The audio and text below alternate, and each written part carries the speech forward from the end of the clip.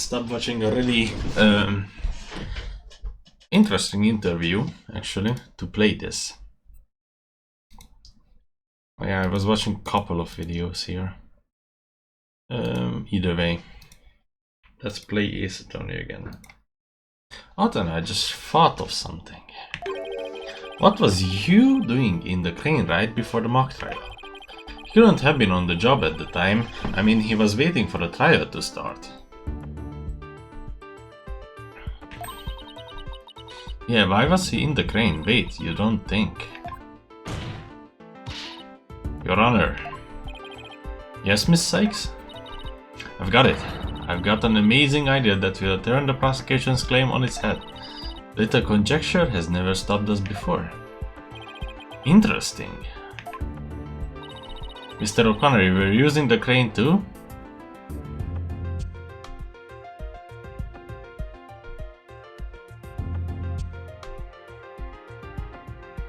Well, either the screen or the body.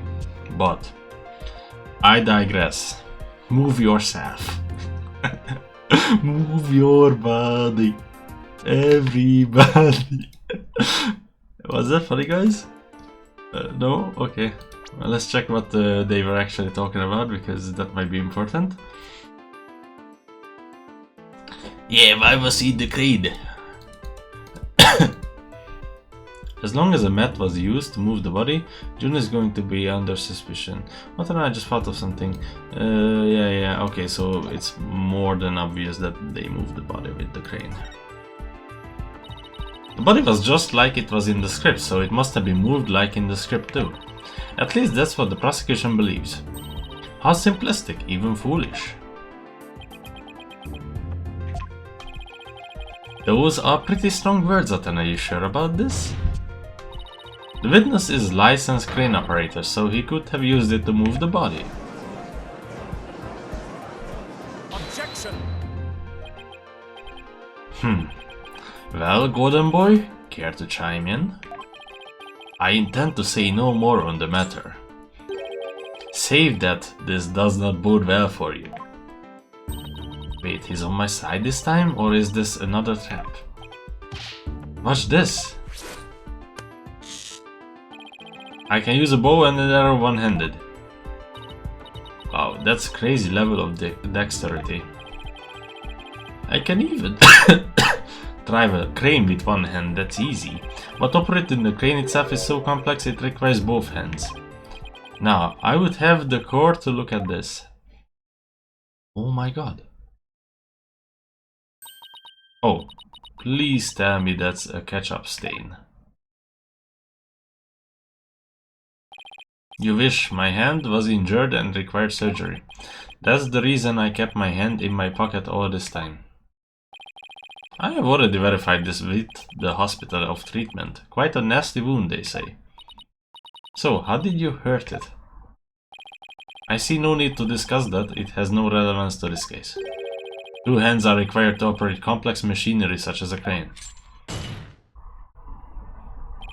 Ergo, on the day of the mock trial, the witness was incapable of moving the body by crane. Now I'm the fool? I planned on moving the crane that night before the mock trial, but then I got injured.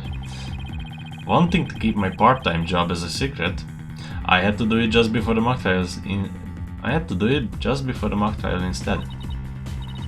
And here I thought this was the big break we have been waiting for.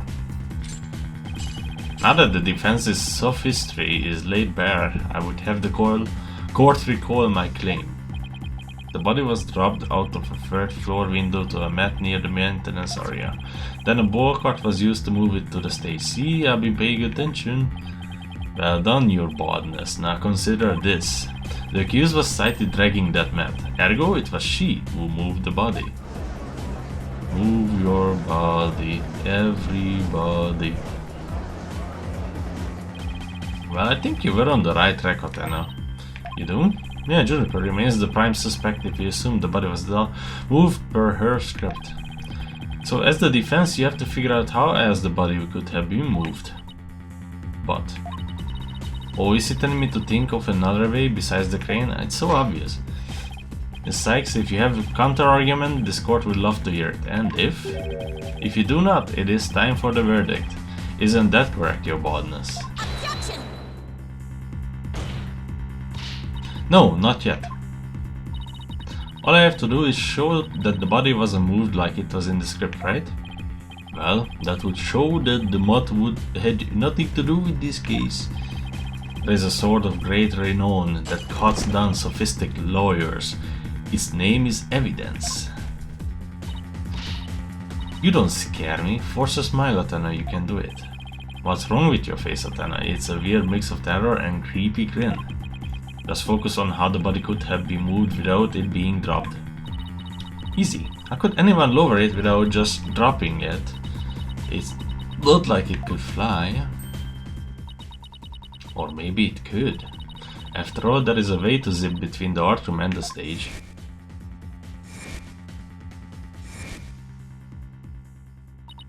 Someone could have easily used that thing. Oh yes, of course. Miss Sykes, the court would like to see what you have for us. All I have to do is show the tiniest shred of possibility. The mat and ball weren't used to move the body, this is what was used.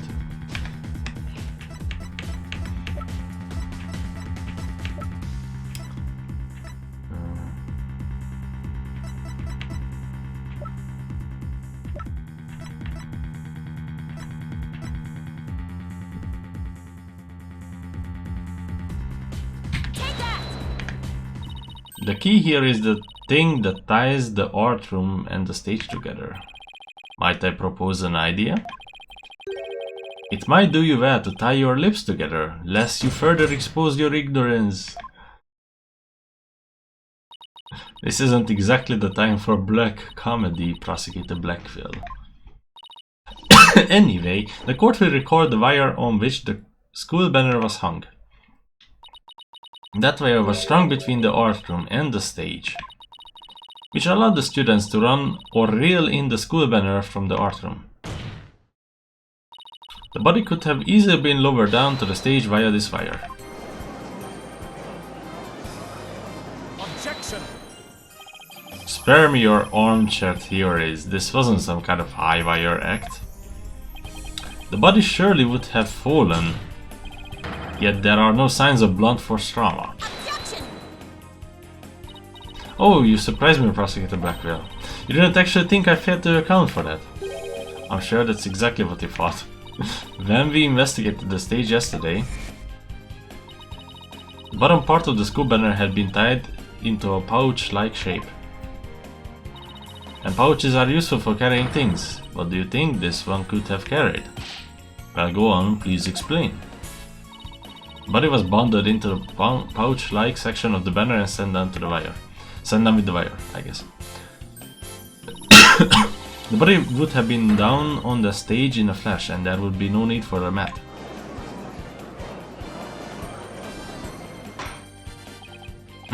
I've heard the phrase carrying the banner, but the banner doing the carrying? Objection! I have no patience for you and your cheap parlor tricks. Your claim is as shaky as a corpse performing that absurd high wire act. If you have an actual objection, then just come out and say it. I trust you record the bloodstains left on the art room pottery.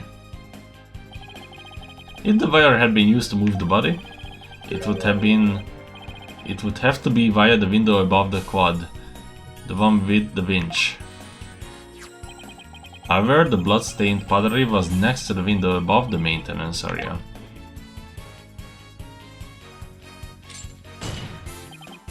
Ergo, the wire and the banner had not at all to do with this case. Oh, haha, the bloodstained pottery, I remember that. This doesn't look good, we'll be back to the mat theory if you don't do something. Well, Miss Sykes, I hope you have something better this time than a circus act. If my wire theory is true, then the blood on the pottery must not have been... victim's blood?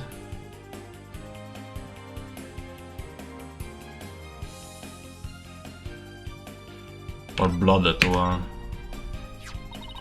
First we thought it was red glaze, but it turned out to be blood. But what if we go back to that time when it was just red glaze by all accounts? But the police have clearly identified it as blood. You can't change fact to fiction, Miss Sykes, let alone travel back in time? Oops. Now then, Miss Sykes, please share your thoughts on what this blood really is. But okay, they check if it's blood or not. Why don't they do a DNA test on it? It's not the victim's blood, I guess. But I'm so confused sometimes with this game. One would think that the police would take that into account. Oh, it might not be the victim's blood. Let's test this. Let's analyze this blood. Who does it belong to? Then that whoever it belongs to puts that person to the crime scene. It's so confusing for me sometimes. But yeah, it is. Police in this game is like, I don't know what pubescent children think of what professions are like when they grow up. Oh, I wanna be an astronaut, and astronaut is like equaling being in the space 24/7, for example. Maybe it's not the victim's blood. Did the police check to see from whom the blood on the pottery came from? Shame on you, Sykes-Dono. Have a little more respect for the constabulary.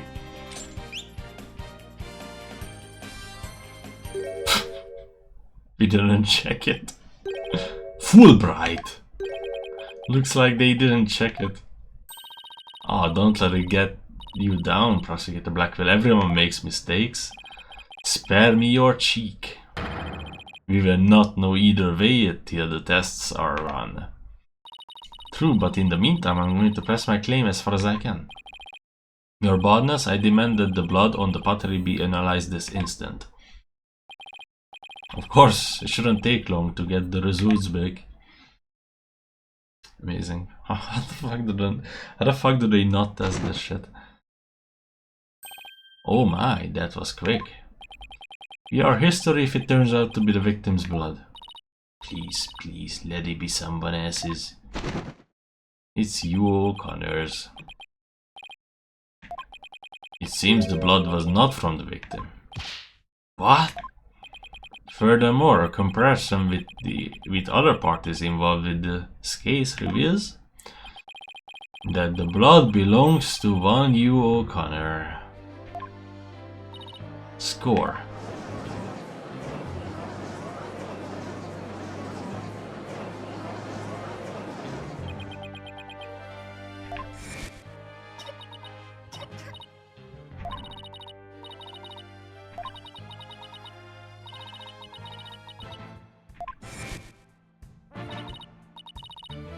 Your Honor, as you saw earlier, the witness's left hand had suffered a serious injury. He sustained the wound in a struggle with the victim and his blood got on the pottery. Then Juni saw his blood-stained hands as they passed each other in the first floor hall. It's the only explanation that covers everything. Objection.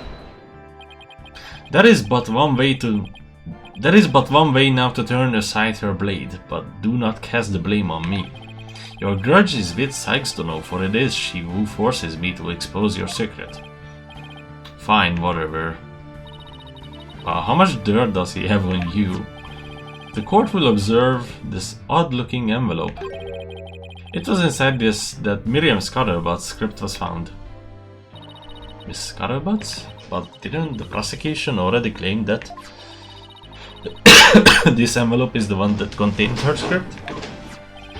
Circumstances have changed. You see, Golden Boy had hidden this from us all. Let's see here. My word. Talk about the world's most painful paper cut.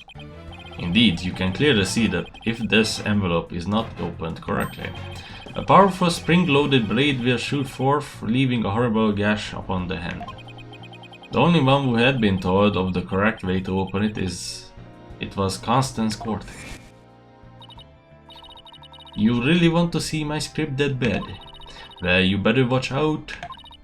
Read it without my permission, and you wish you hadn't. Yikes. Miriam wasn't creepy when she said that. The blood on the blade is the witnesses. Our genius here tried to sneak a peek at the wrong crypt and paid for his foolishness. This guy's the worst genius I've ever seen. Don't worry, Athena. The wound isn't that deep. You still got the wire theory. Yeah, I've got it. Since the blood by the window overlooking the maintenance area isn't the victim's, there is no longer any basis for denying the body was moved using the wire and banner. Therefore, the defense once again asserts just that.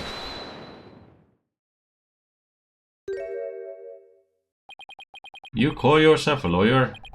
Don't you see the glaring contradiction in your thinking? The court would like to remind the witness that his role is not to point out. And you, how can you adhere to such outdated beliefs? But whatever. It seems you have forgotten the two statues that were on stage directly below the wire. A body sent sliding down that wire would have crashed into them. Care to explain that away? Why, I believe he's right. The statues and the wire are extremely close together. So the body would have collided with the statues? What if they did collide? Wait, that's it.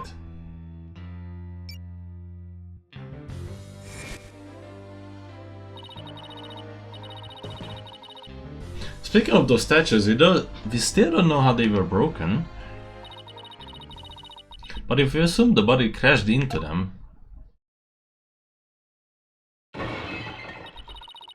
that would also explain that loud sound we heard while we were in the waiting room. Oh, now that you mention it. You and Mr. Wright went out to the stage after you heard the sound, correct? Objection!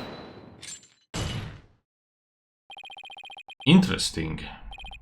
How very interesting, but may I ask just one question?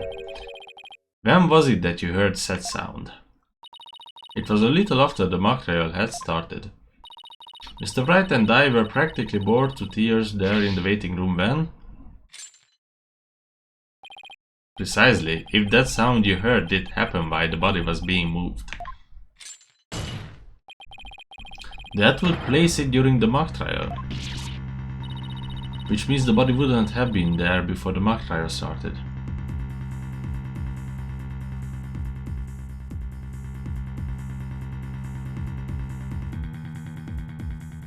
What?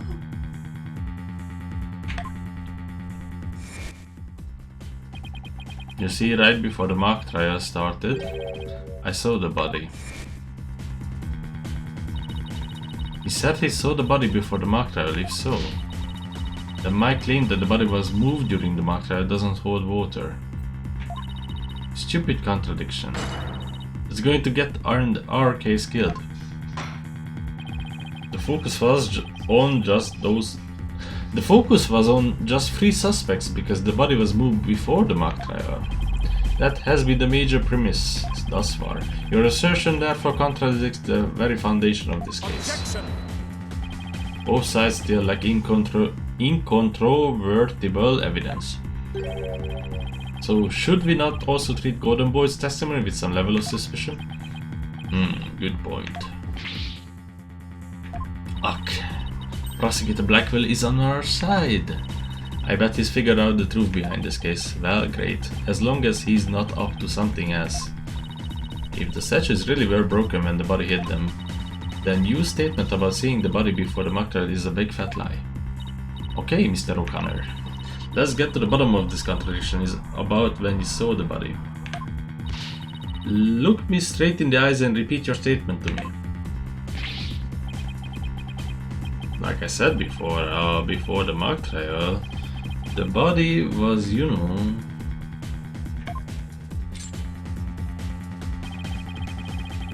I shall only say this once, Golden Boy. You had best tell the truth and do it now. That is, if your head wished to enjoy the continued companionship of your body. Yikes. Now, out with it. Did you truly witness the body? Or were you just lying about it? Well, which is it?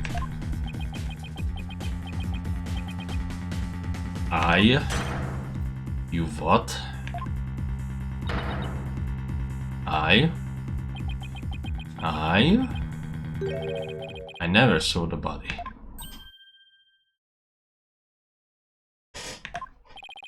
Are you sure about that? Lie to this court again and I charge you with perjury. There was nobody on the stage. I've been lying about this whole time. I'm sorry.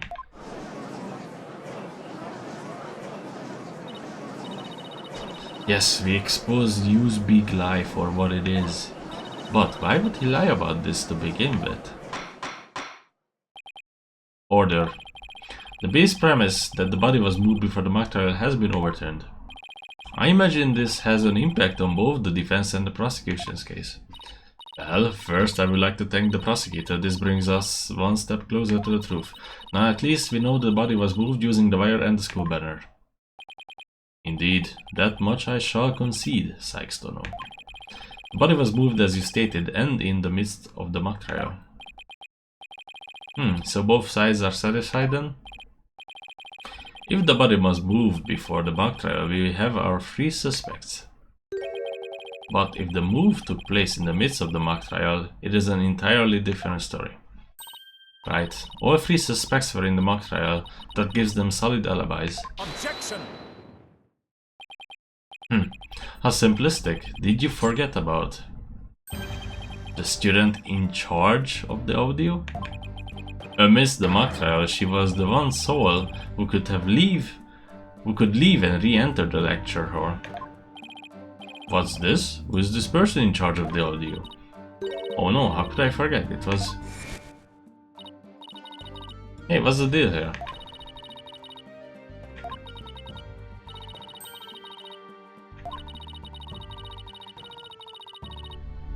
Audio control room dealing with the music. I see. Indeed, the one who could enter the art room amidst the mock trial to move the body was none other than the accused, Juniper Woods, for she was in charge of the audio.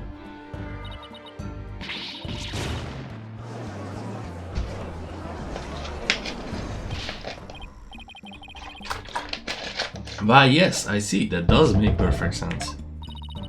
This can't be happening. Instead of exposing Yu's crime, Jun is in even deeper. No matter how you slice it, we are cooked. We're so cooked. And here I have Prosecutor Blackwell's on our side, at least on this issue.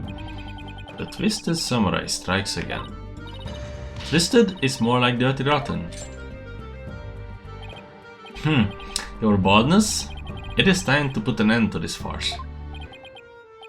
The prosecution has presented a quite convincing case, but the defense has one last chance to voice any remaining objections. Well, Miss Sykes? Apollo, what are we going to do? I've got nothing left. Nothing. Nada. Niente. I've been trying to think of something, but I'm drawing a big blank too. Poor Junie. Unless we figure out something, she be... Objection. Well, I object to...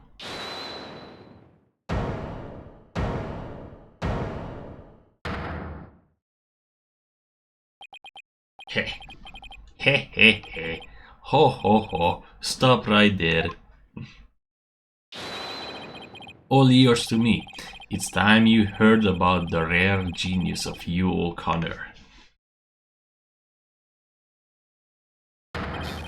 Listen, and you will hear the secret behind my perfect crime. Perfect crime?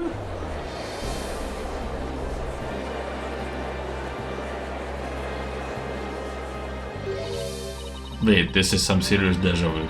Didn't we just go through something like this yesterday? Yes we did. This had better not be another one of his enraging traps. The murder, the moving of the body, the cover-up, it all sprung from my brilliant mind. Well, go ahead, arrest me. The real killer is right before you. Order, I say. Mr. O'Connor, you already confessed yesterday, then earlier today recanted your confession. As if you mouth breathers could comprehend my genius. The end justifies the means. Now bow down and kneel before my great and maddening intellect. Objection! Enough! The only thing maddening is the ignominy. What is even this word, bruh? I gotta check it. Ignominy. What is? Ignominy. What is he? Oh, shame, outrage. What? Wait. So I like when you have similar, or like for one word you have multiple words basically to describe it. So shame can be also said as outrage, ignominy, which I think ignominy. Ignominy? Ignominy. Ignominy. Odium, opprobrium, slur. Slur. Interesting. I have display capture disabled. Okay. That's really funny. Ignominy, you bear for all to see. For it is impossible for you to have been the perpetrator behind this crime. Oh. There is no perfect crime, only a perfect alibi, for you were at the mock trial. And it is silly that I must remind you of this, but you were a participant the entire time. There shall be no mercy if you persist in hindering this trial with your silly little act. Hugh doesn't seem the least bit shaken by Blackwell's threat. Listen, Mr. Prosecutor, calling that a perfect alibi is beyond contempt. Your Honor, I would like to take this opportunity to offer further testimony. I will now demonstrate the very moment of genius that transcended even perfection. Let's see. Use confession. You won't believe this, but I used the body double. That wasn't the real me at the mock trial. That means I didn't almost lose, my body double almost did. I slipped out stealthily while my double took care of the trial. I had the run of the campus. In short, I'm the killer. Juniper's innocent.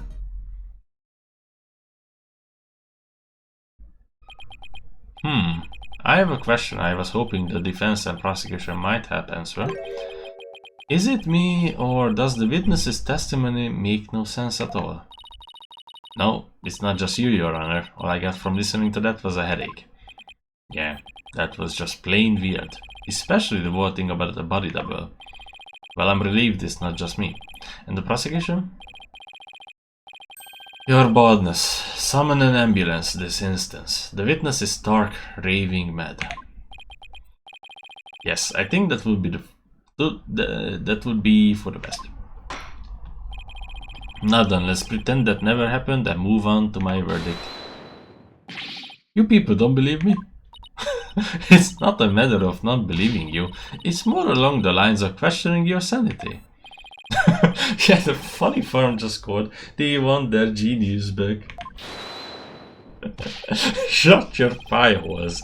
The intellect of a genius transcends even logic. Besides, don't you guys have that weird device for testimony like this? Widget's not a weird device, and I don't waste him on ridiculous testimonies.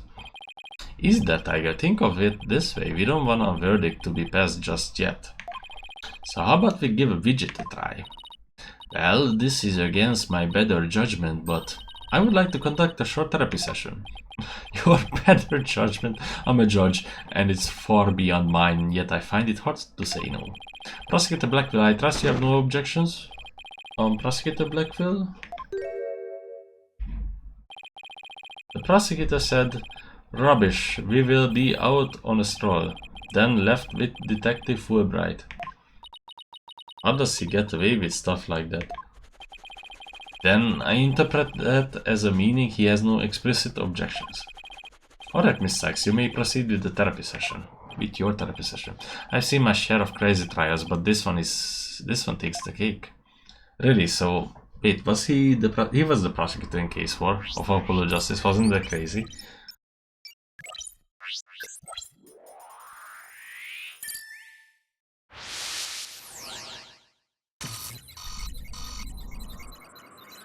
Oh my god. A body double. Okay.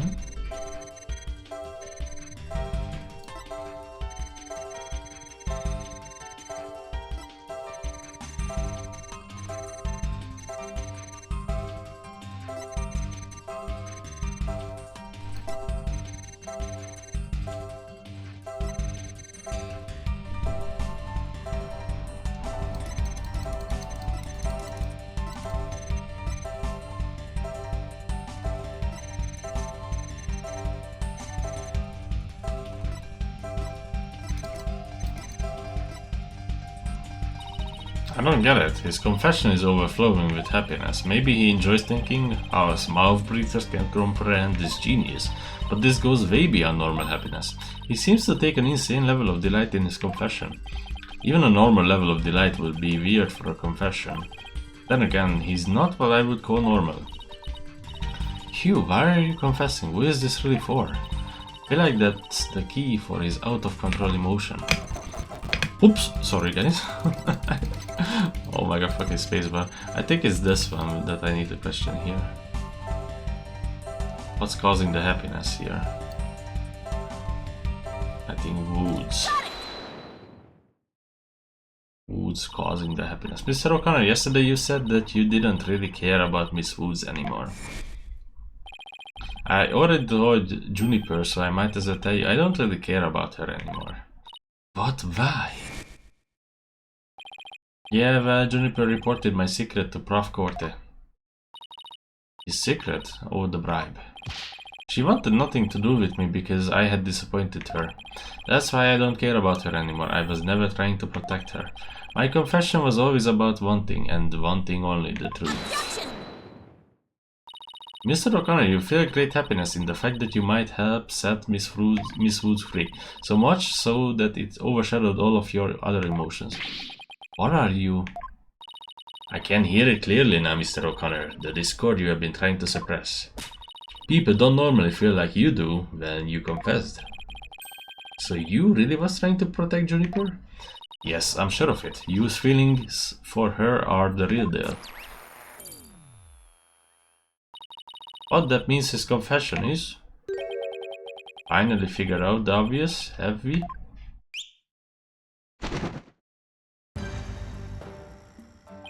Why, Prosecutor Blackway, you're back. The confession was naught but lies, save for the part about being in the mock trial. Can we all agree now that the killer is the one in charge of the audio, i.e. the accused? Why couldn't you have taken a longer scroll? No, you haven't unraveled the genius of my body double trick yet. You can't be serious. Do you really expect us to believe you had the body double? Yes I do, but if you think I didn't, then prove it. Either we quit here and Juniper is found guilty, or we play along with Yu's delusion. Let's go with the least worst choice, but first let me update his testimony.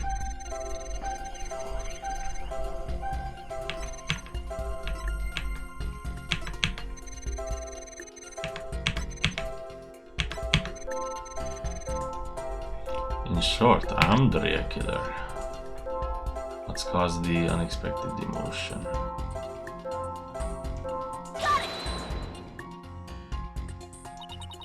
Mr. O'Connor, this emotion is inconsistent with your testimony.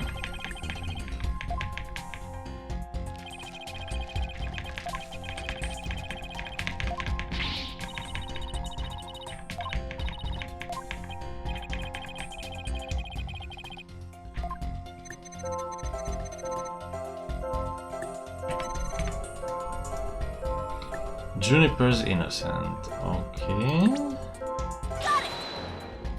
This is a bit weird. Mr. O'Connor.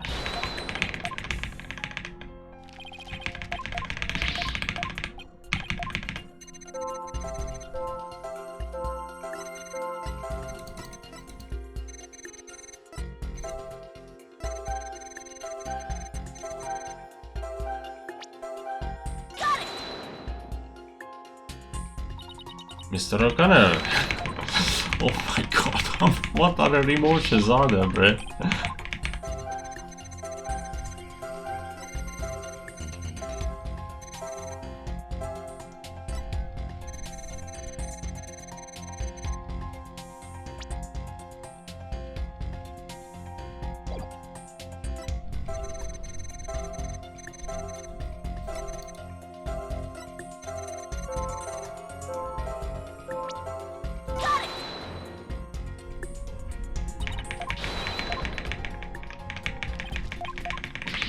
Ooh, good thing you don't get penalties for this. I guess they thought of this and like how kind of stupid it is. Juniper's innocent.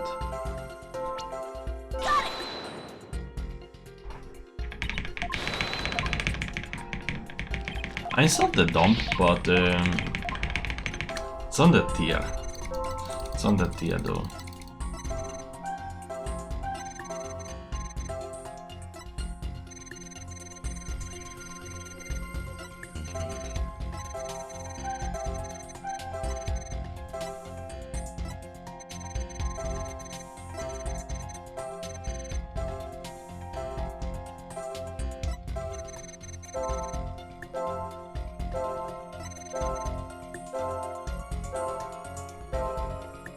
Isn't this the unexpected emotion? I'm so confused. Why isn't this the unexpected emotion that he's feeling sad? Juniper's innocent.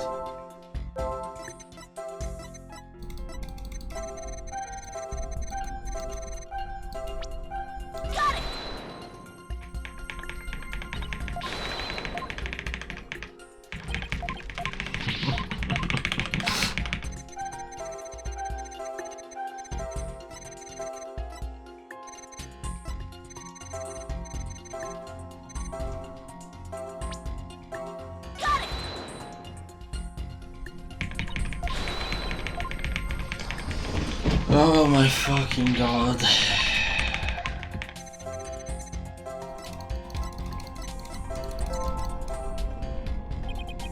A body double, what a bunch of ballooning. I know, but I can hear the noise. It means there's a contradictory emotion somewhere. Contradictory emotion. Everything he says is one big contradiction. Right? And that's why I can hear his inner voice loud and clear. If you just think about you and his competitive nature, we should be able to figure out the root cause of his discord.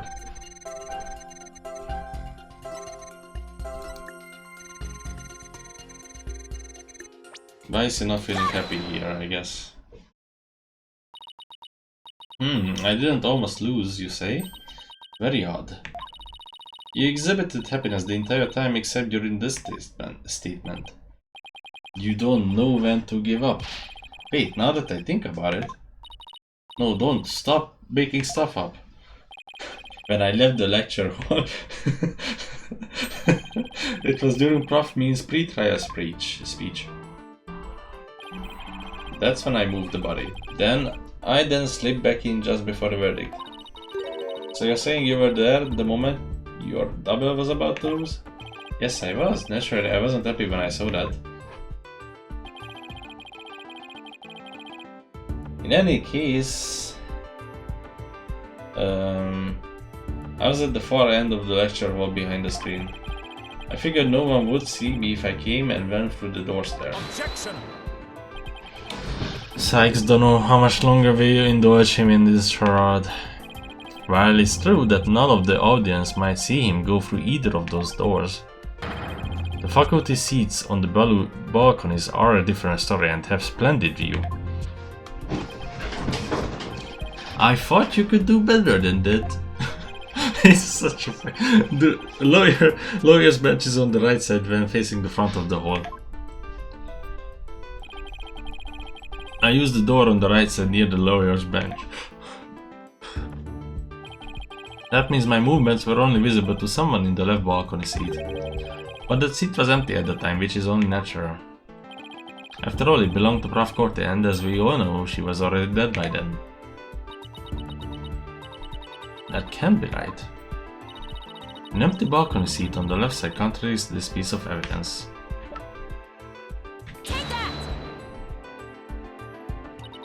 I have no idea where this contradiction is going, but I don't have any other moves at this point. Guess I just have to follow it and see where this takes me. You said the left balcony seat was empty, but was it really? I saw it with my own eyes, it was definitely empty.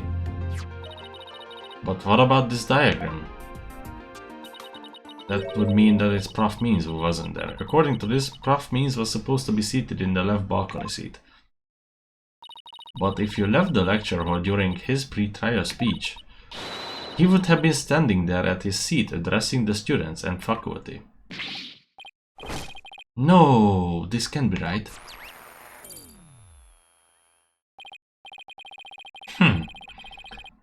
You do no one any favor by exposing the falsities of his confession. I told plenty of lies so far, but this part is true, I tell you. There was nobody in the left balcony seat. You gotta believe me. It doesn't seem like he's lying this time. Okay, Mr. O'Connor, let's have you testify again, but this time don't spare any details. You got it. I repeat it as many times as you would like. I mean, my ingenious escape act warrants repeating, considering I'm the real killer.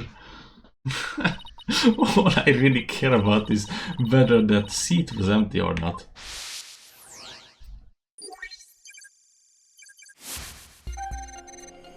The second floor was deserted. Why won't you believe me? It's true, I tell you. I went out through the back door without anyone noticing. Then all I had to do was go through the empty audio control room.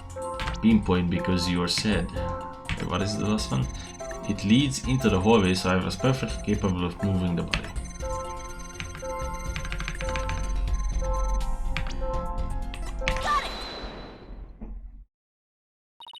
I detected powerful sadness and fear right after you said this part.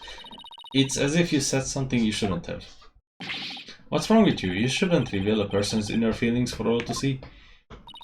Mr. O'Connor, it's you who is revealing your inner emotions by the way you speak. Plus, I have a good idea about why you're feeling sad.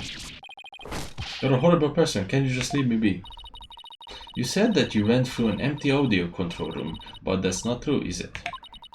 There was someone who returned from there once Prof. Means finished his speech. And that someone who was in the audio control room was Apollo Justice. Take that! I know you realized there was a problem with your statement as you were saying it. That's why you felt so uneasy. If the audio control room really was empty, that would mean Miss Woods was roaming around the campus. Mr. O'Connor, if you really want to protect Miss Woods, just tell the truth. You believe in her. Revealing the truth is the same as protecting her. Juniper's innocent. That's the truth. But in this dark age of the law, the truth can be easily twisted to serve anyone's needs. When the end justifies the means, your only choice is to fight back with lies. Hugh's heart won't hold out under this battle between truth and lies. Is there something I can do to make him recant his false testimony? I fear nothing now that I have lost everything. Go ahead, Prosecutor Blackwell, cut me down if you wish. I thought you would never ask. With you gone, we may swiftly proceed to a verdict.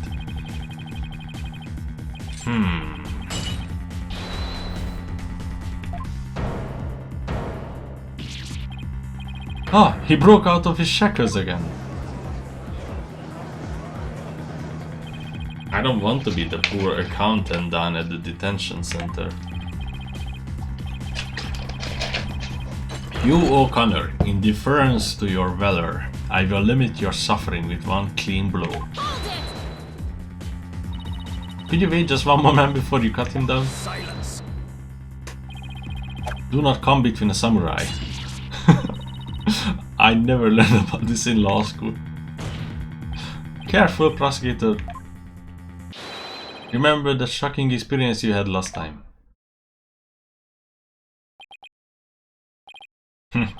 Very well, Golden Boy may live. For now. Enough already, Mr. O'Connor. Miss Woods would never want you to protect her this way. She values the friendship between the three of you more than anything. That's where you're wrong. She doesn't feel anything for me now. But what does it matter anymore? Might as well tell you everything. This is no doubt news to you, but I am not and never was a genius. Sorry, but I already knew. Me too. And don't forget me. Though, in all fairness, it was pretty obvious. I thought he was genius at first, but the stuff he said was crazy. No need to rub it in, just shut up and listen. It all started several days ago. I accidentally learned that my parents have been paying good money for my grades. But that's bribery. So the bribery wasn't Yu's idea. All of my perfect scores were the product of cold hard cash, not genius. Even worse when I confronted my parents about it over the phone. Juniper overheard me. Oh my, what a terrible misunderstanding. I've been living a lie. I don't know what else there is to say. I'm no genius, I'm completely worthless. A perfect 0. Isn't that a game?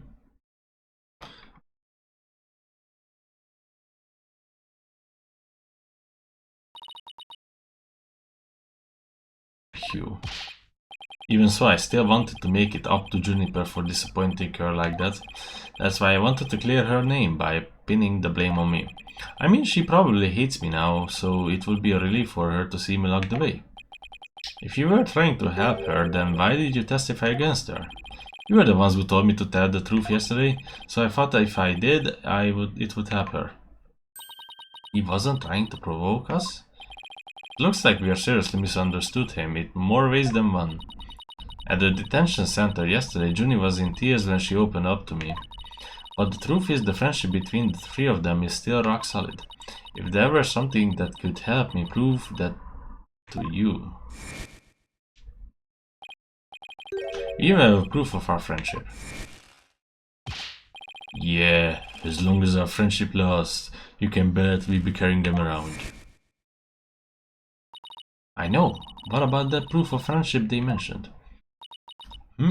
I wonder where or what it is. I didn't buy it.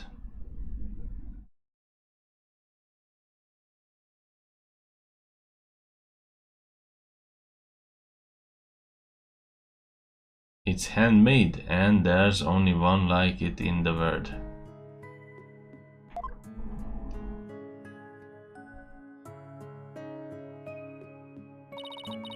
Maybe it's... No, that's definitely it. That band around his neck. Mr. O'Connor. That band around your neck. That's your proof of friendship, isn't it? Proof of friendship? Is that anything like a proof of purchase barcode? In court, evidence is everything. That's why the three friends created friendship brands. It's the evidence that proves their friendship. Oh ho, how very interesting and chic. If they have doubts about their friendship, they can look to the proof they have on hand. That's why Mr. O'Connor's hand always goes to his neck when he is pressured. It proves that he still has feelings of friendship towards the other two. It doesn't matter if I wear it, if those two. Objection! But they feel the same way too. I know, they wear their friendship bands somewhere. Junie and Robbie must both feel the same as you, I just know it. Everything you has said leads me to believe that. In fact, he may have also just told me that the others wear their proof of friendship.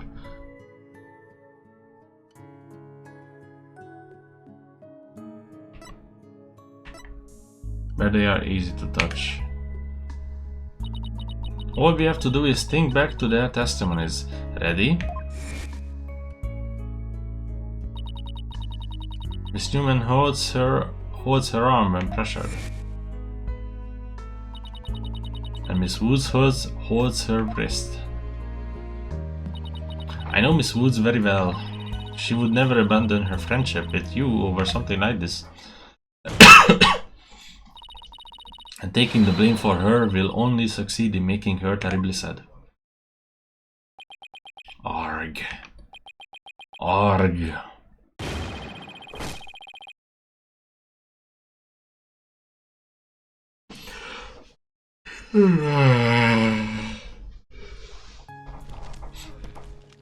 Oh, video.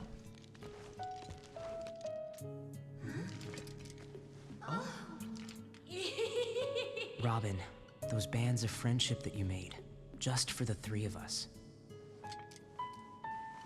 You may have forgotten about them, but not me.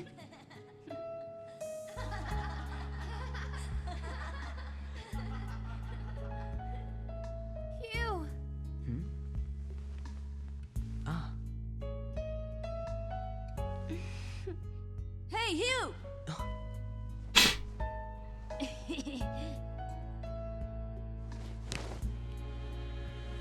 And to think, I should have known better than to doubt my best friends.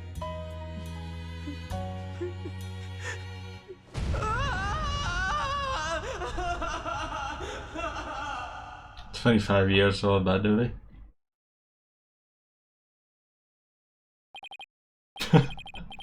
I didn't kill anyone, and I didn't have a body double. I didn't move the body, I didn't even see it, and it may look like I'm speed reading Zen and the art of mastering the bar exam, but I haven't read a single word. Well, you could have fooled me if I did. Phew. So, Miss Sykes, can I place my trust in you? I'm going to save Junie, so yes, you can place your trust in me. Then, am I to understand the witness is recanting his confession again? Yes. Order, order, order. Here it comes. Oh, a most roundabout trial. I much prefer the turnabout variety myself. Now, we are back to the fact that there was but one suspect who lacked an alibi, which is, in the end, the truth you have been seeking this entire time. So we are back to square one. Now I'm exhausted and depressed. It probably doesn't matter at this point, but I might as well update the mood matrix.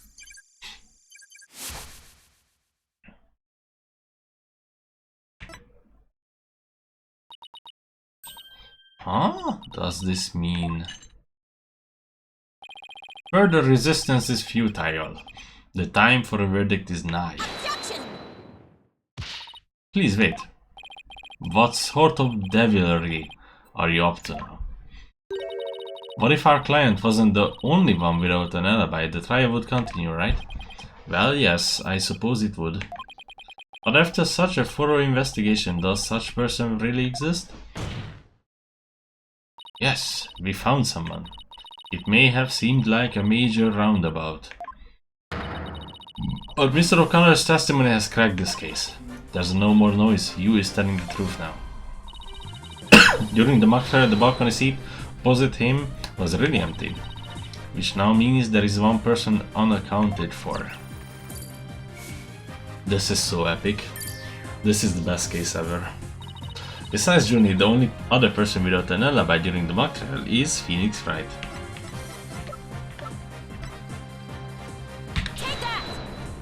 It was so obvious. The balcony seat was empty. That much is true, isn't it, Mr. O'Connor? That's right. How many more times do I have to say it? So basically, Prof Means wasn't where he's supposed to be during the mock trial. Silence. Need I remind you, every lost soul in the lecture hall heard him deliver his speech? Objection! I know, and that's not in dispute here. Now let me explain how a speech could be given from an empty seat. It was pre-recorded. What if the speech was pre-recorded? That's the only way the speech could have been delivered from an empty balcony seat.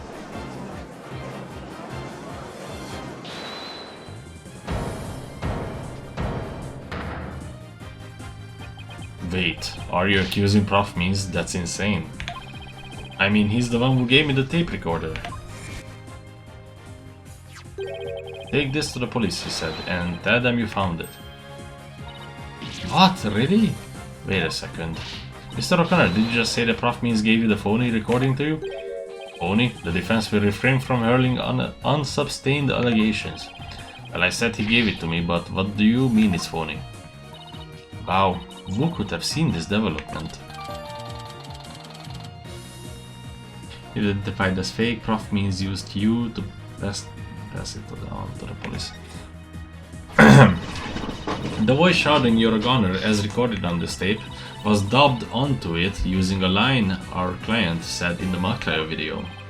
Why this? This is an extremely crucial piece of evidence.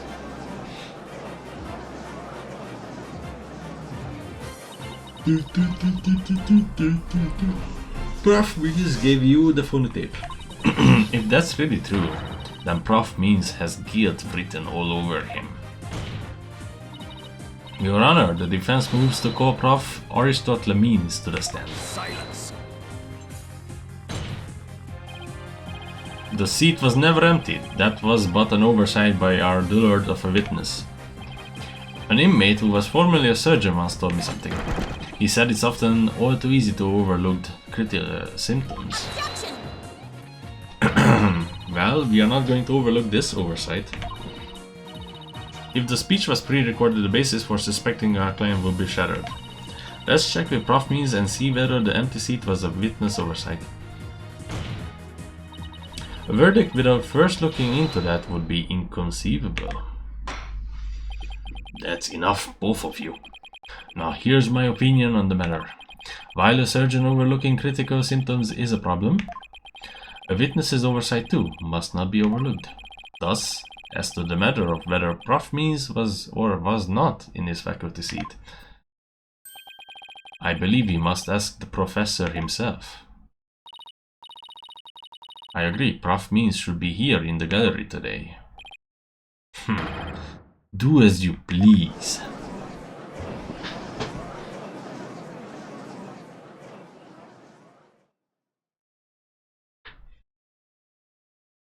I just wonder who Aristotle Means would have accused here, or what would have been the verdict.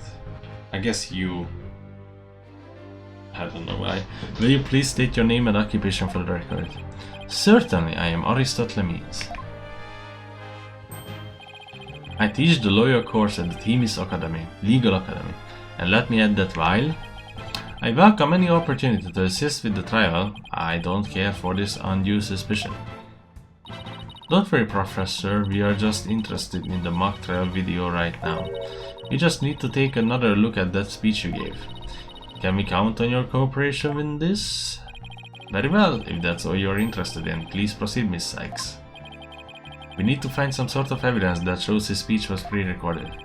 Alright, I believe we are ready. Let's roll the video. Oh my god, a video. Oh my god. Good afternoon. I would like to start by thanking you for coming here today.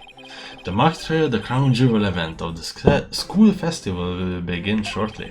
When I was a student, I too could hardly wait for this day to come. Oh no, I had forgotten how long and boring his speech was.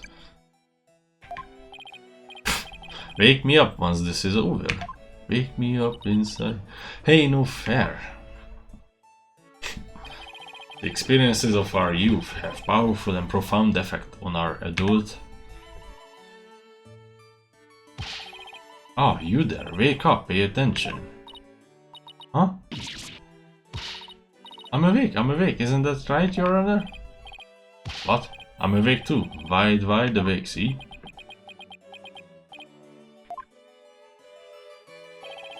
Once again, our pure white lady justice will be watching over all of you today. Pure?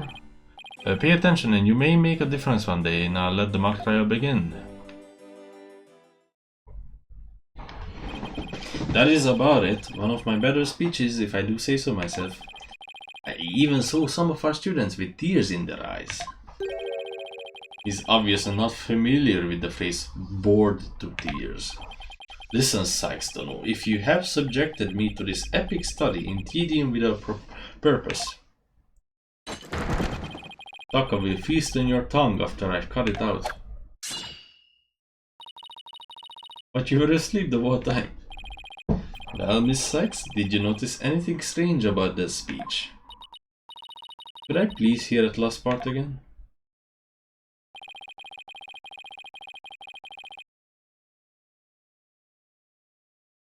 Yeah, it's not white. There, I found what I needed. Prof Means, I have only one question about your speech. Why does that last part we just heard contradict with this?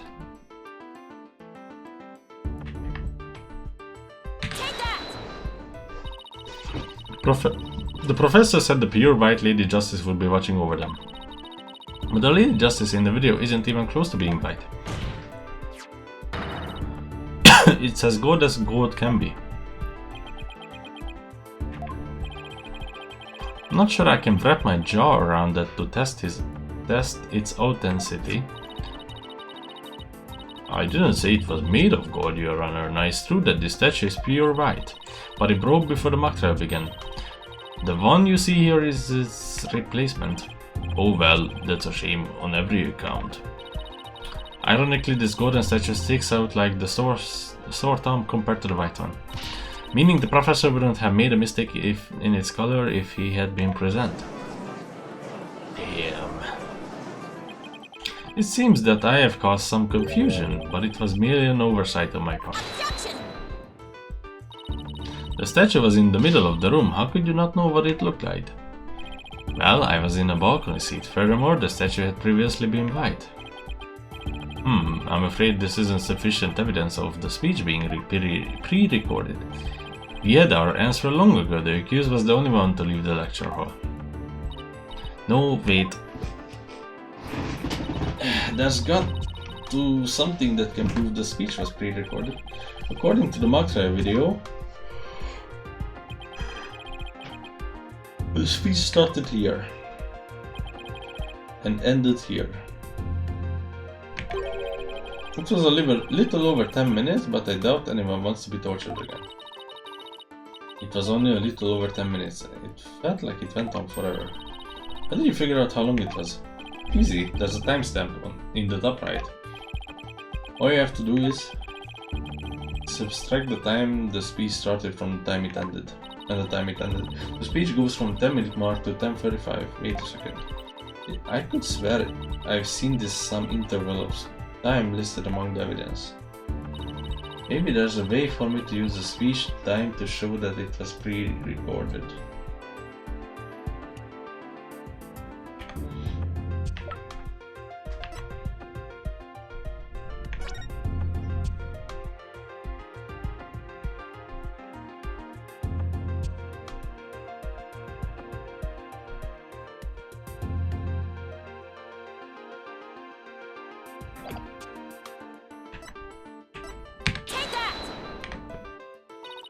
I would like the court to take a look at this.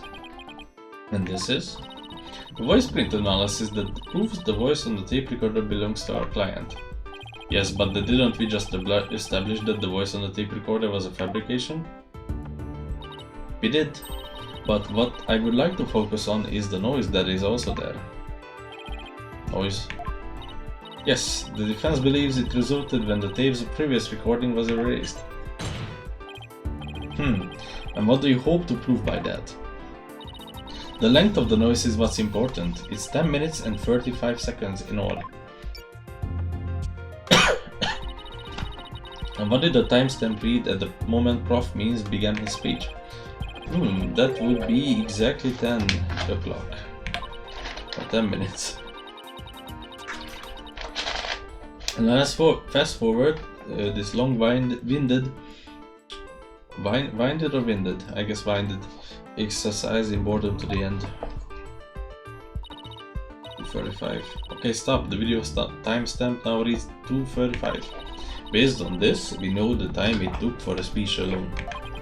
Right, subtract 10 minutes and you get 10:35. 10 minutes 35 seconds?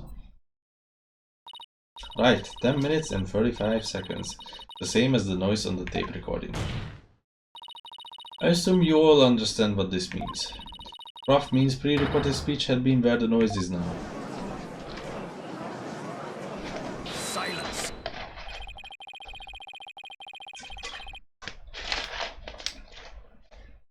You seem rather confident, considering this is a mere happenstance match of numbers. Objection! But is it really just numbers?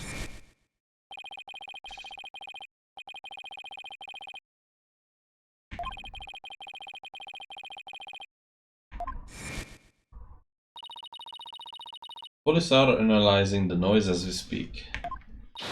It won't be long until we know what was originally there.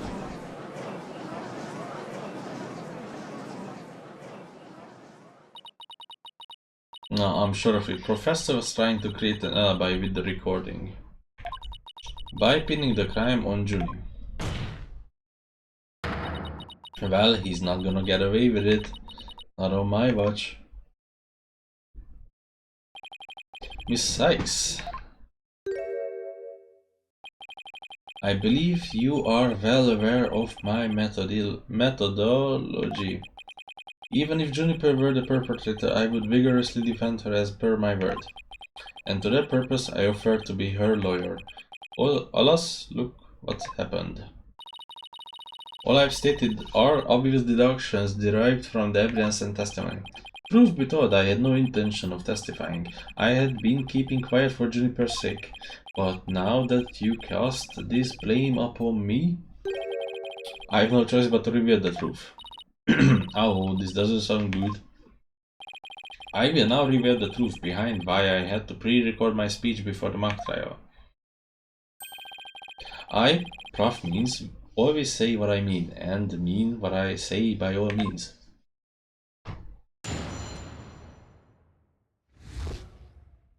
Prof means testimony. The defendant came to me with what she said was very important and by necessity secret. She asked me to pre-record my speech and come to the audio room during the mock trial. Juniper confessed to the murder and asked that I get her declared innocent in court. She also said I would become an accomplice after losing my alibi due to the pre-recording. But when I said I would protect Juniper, I meant it because it's a human thing to do. What the fuck? Oh my, so you're saying the defendant threatened you? This has to be a lie. I mean, everything about it lines up too perfectly to be true. Oh, on this most consequential of occasions, let me be completely frank with you. Juniper has truly taken to heart my teaching that states the end justifies the means. I don't believe you. When she asked me to defend her, she said I must also prove her two friends innocent. Her two friends, the witnesses?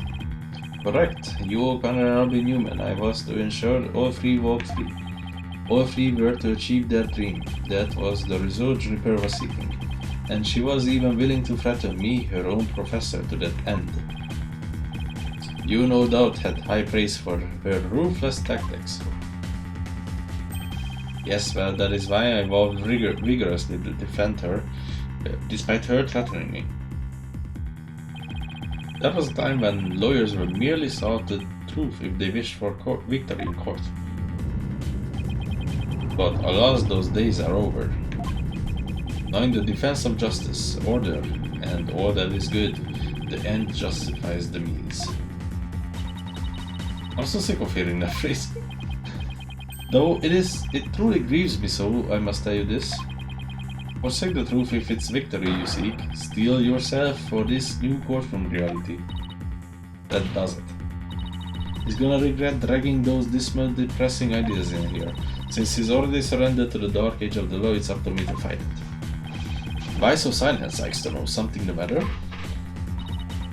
This is a court of law. It's no place for long-winded talks about idealistic principles. That's why I'm going to let the evidence do the talking. Let's not get carried away now, Miss Sykes. It will not do to have you attempting to discredit my doctrine. Do not force me to rectify this situation. Now go ahead and rectify it. Only if you lose and you win, that is. Only if I lose, you win, that is. Prof means testimony. Why are you telling it if it's a secret? I doubt our client would have come to you with something like that. You have a point there. If only Prof Corte had been alive, I suspect Juniper would have gone to her instead. So, our client came to talk to you after Prof Corte was dead? Let's go through this step by step, shall we? First, Juniper came to me that day.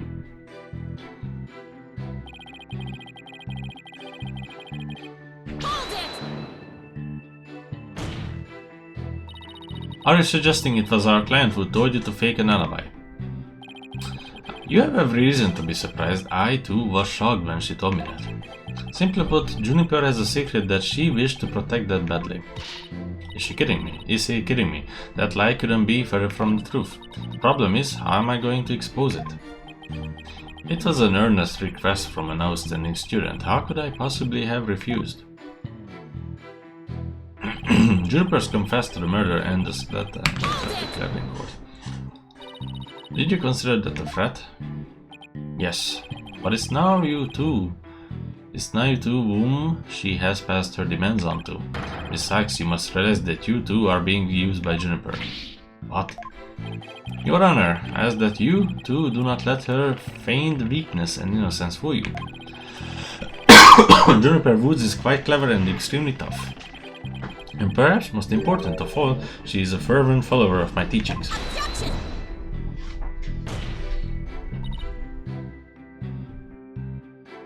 Sex, don't know. Your Honor, the witness's testimony is nothing but an attack on our client's character. Very well, objection sustained. So be it. Nevertheless, the fact that she threatened me is immutable. She also said I will become an accomplice after losing my alibi due to the pre-recording. How could you overlook such a threat? As a teacher, it's your duty to discipline students. Yes, well, perhaps I do have some serious reflection to do on this matter. I suppose it was just wishful thinking on my part. I wanted to believe that Juniper hadn't actually committed murder and that she hadn't meant to threaten me. Really, please do explain. Long had I waited for a student who would embody my teachings. Does this witness realize what he is saying? Surely you must see the true meaning in my words. I'm merely staying true to what I teach, and my methods are but a reflection of the times. Oh wow, his way of thinking is really warped, but I haven't heard any inconsistencies yet. I wouldn't be so sure, really. The more he tries to avoid logical inconsistencies in his testimony, the more likely we'll see inconsistencies between his actions and words. It is a dark age in which live. What? It is a dark age in which live. And there is much I would like to say on the matter. But when I said I would protect Juniper, I meant it because it's a human thing to do. You were trying to protect our client, yeah, right. Say anything to pin the blame on Junie. What a frightful look. I would ask that you not glare at me so. I have nothing but admiration for how Juniper was willing to go as far as to threaten me, but that is why I am protecting her by any means possible. She has been a mother student. Liar, you're trying to pin the blame on her. How am I going to show that what he's saying isn't what he's really thinking? You cannot possibly overturn my claims. Isn't it about time you admitted defeat? After all, if my unassailable logic is not proof, then what is? If he thinks I'm going to give in to his pack of lies, he's got another thing coming. I'm gonna find a hole in his story if it's the last thing I do. Even though he's rotten to the core, he's a total pro. I mean, all that made perfect sense. Yeah, but you can't believe a word he says. He's making this up as he goes along. He tripped up on his own words yet. Time to see how consistently the professor's testimony matches up with his actual actions. The defendant came to me with what she said was important.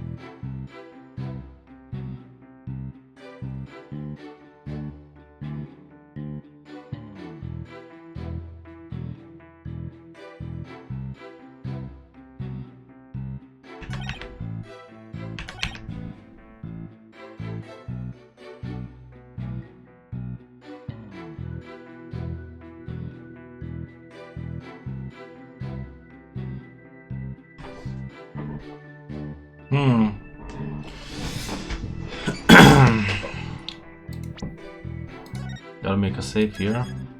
I really don't know, there's nothing really contradictory here. There's a problem here. What the fuck?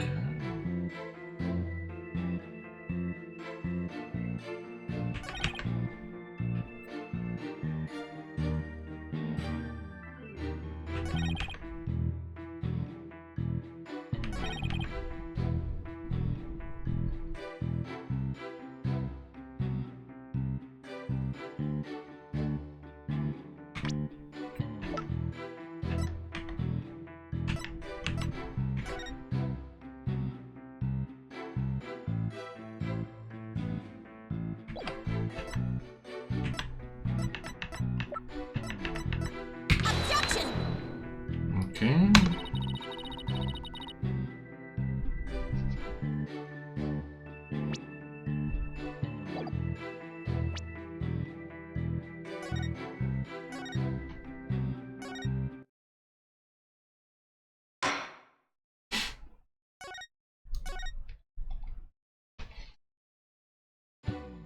It's not that. Hold it!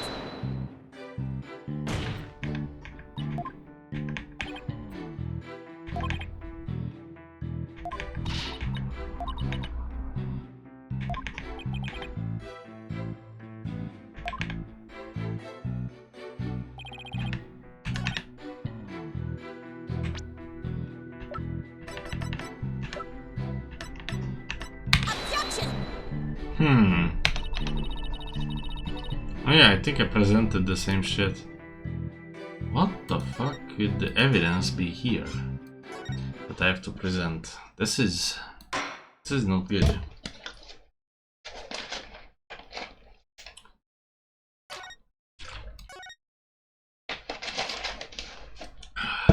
Not good. I wonder what the fuck it could be. Present my attorney's badge.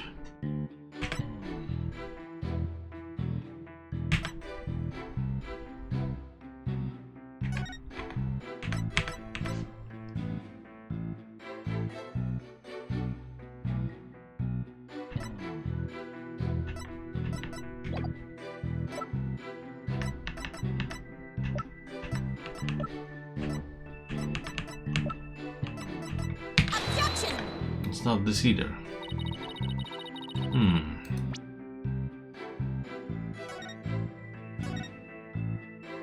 Okay, let's read through everything again that he says. There's gotta be something contradictory here, but I think this is gonna be a logical leap here, not really something that conflicts with evidence. Something that conflicts with what has been said. I think at one point the defendant came to me.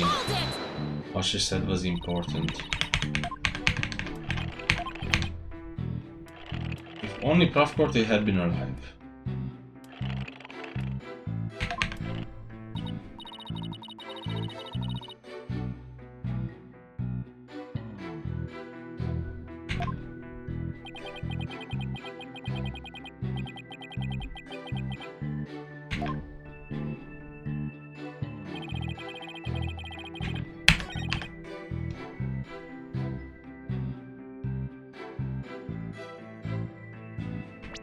can't be this one. I mean, I just don't think so.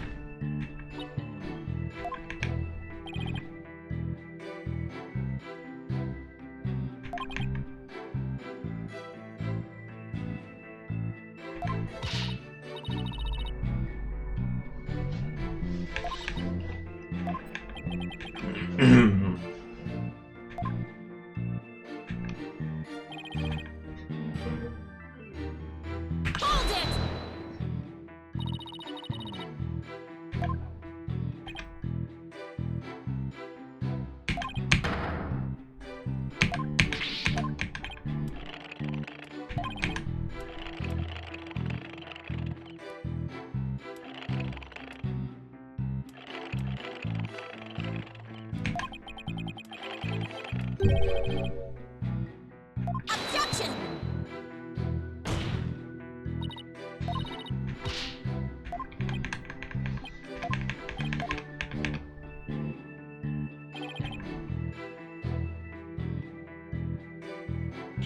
I would become an accomplice after losing my alibi due to the pre-recording.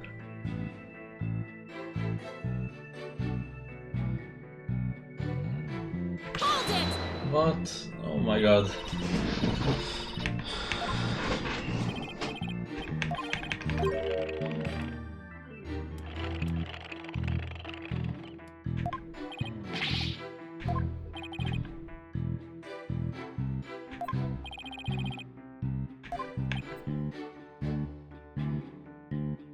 What is it? Okay, what is he saying here?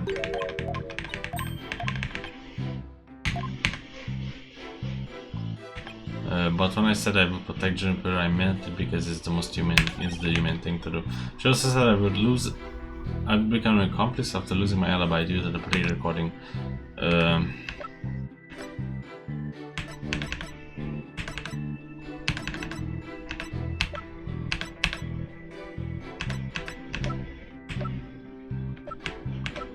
Objection! Guys, I have zero fucking clue. What the fuck could this be? I don't want to be here forever, so I legit have to look this up. What the fuck? Destinies, prof. Means testimony. What the fuck?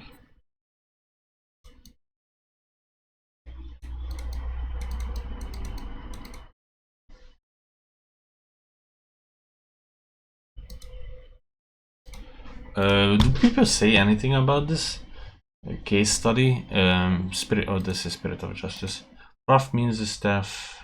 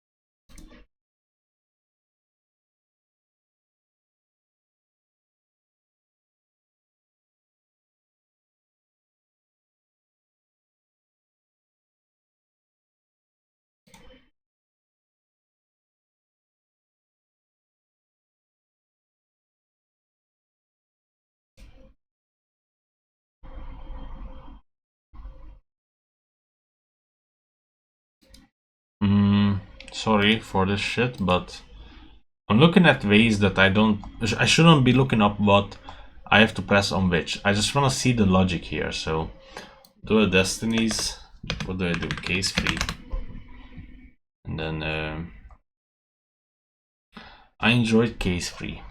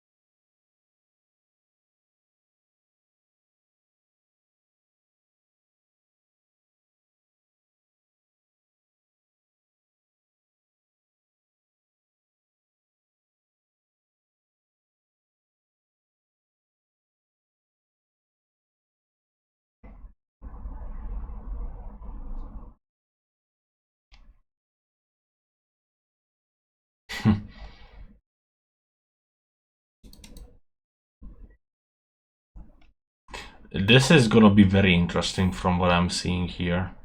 This is not even the tip of the iceberg, what this fucker did. It's way more. It's way more crazy stuff.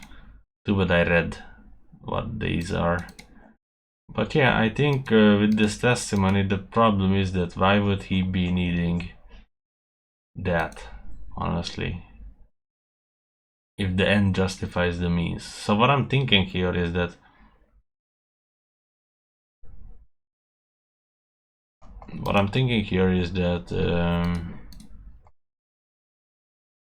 am I trying to say, guys? I don't know.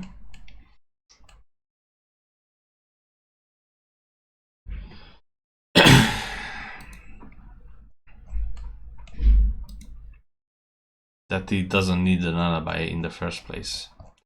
But we'll see. So the defendant came to me, what she said was important. Present the tape recorder and the fifth statement. But when I said I would protect Juniper, I meant it because it's the most humane thing to do. Tape recorder and fifth statement. He obviously didn't want to protect Juniper if he would forge incriminating evidence against her to pass it on to the police. Prof means it's serious. Yeah, that's what I was thinking. So why would he put that shit there? It had obviously something to do with the tape recorder. I just didn't know which fucking sentence it was. Because yeah, it does make sense, I guess. It does make sense. So you pre-record a speech and then you also put that one fucking thing there. So like, how does that accelerate in any way? That's not the end justifies the means type of shit. Okay, I mean, this was a bit of a hectic start to this, honestly.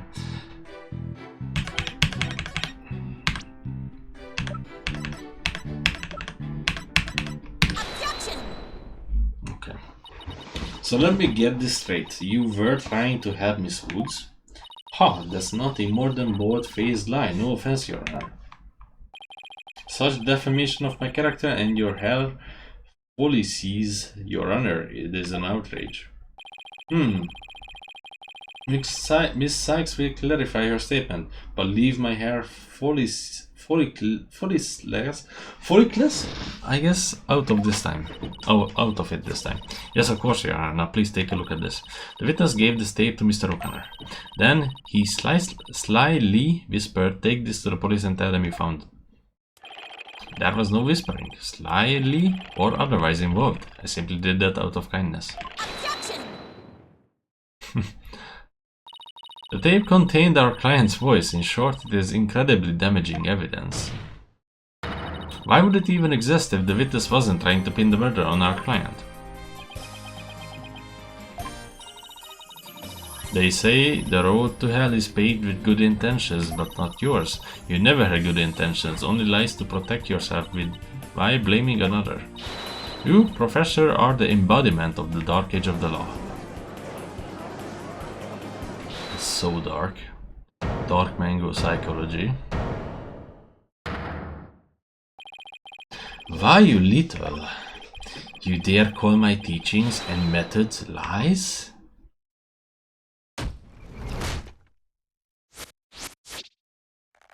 Damn. Temis Legal Academy is a proud institution. It's the most powerful in the world. You never forget what true education and lawyering means once I'm through with you. Huh? Prof means? What's with your hair? Quiet. No talking in class.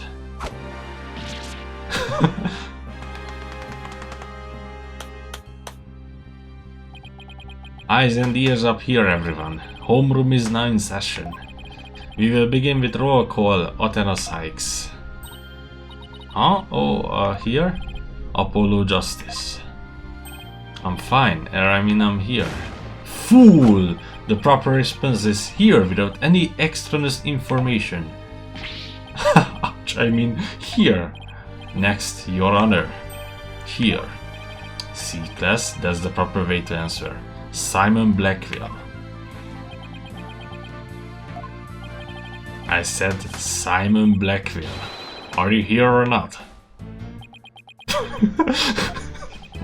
There's always one, isn't there? Well, I just mark you absent. Now get out of my class this instant. Get out? Very well, if that is your wish. Who am I to define my homeroom teacher? Is this such a good idea? Prosecutor Blackwell is free of his shackles. Oh no! Oh, it just so happens I was a member of my high school's disciplinary committee. But is that really so shocking? Constabulary lab doctor teacher's pet. What a malleable mutt you are, Fulbright. Very good, Bobby. You just earned a gold star and promotion to head disciplinarian. Alright, class is now in session. Why do I have this sudden urge to go to the nurse's office with a stomachache?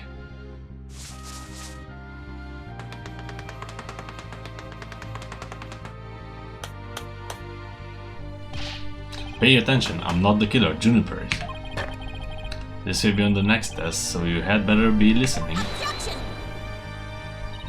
But Professor, you created the phone tape to pin the blame on Juniper. Plus you were the only one who could have moved the body during the backfire.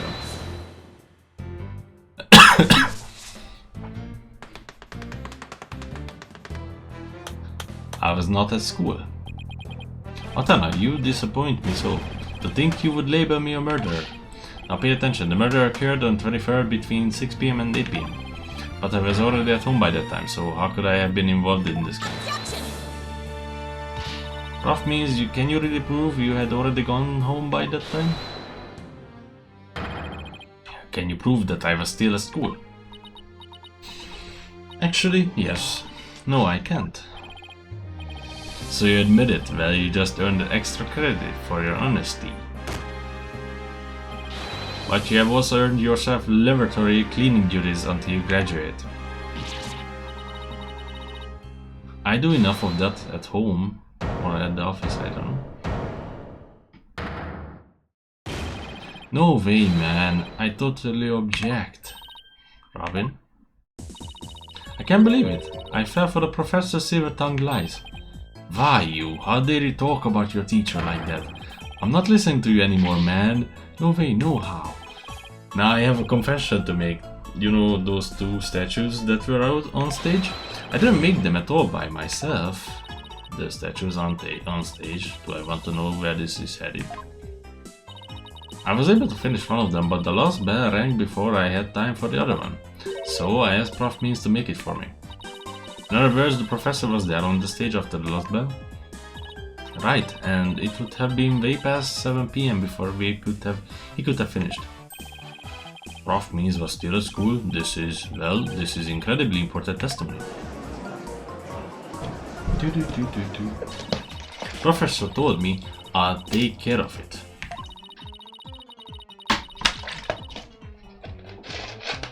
I thought my parents would let me be an artist if I said I have made both statues myself.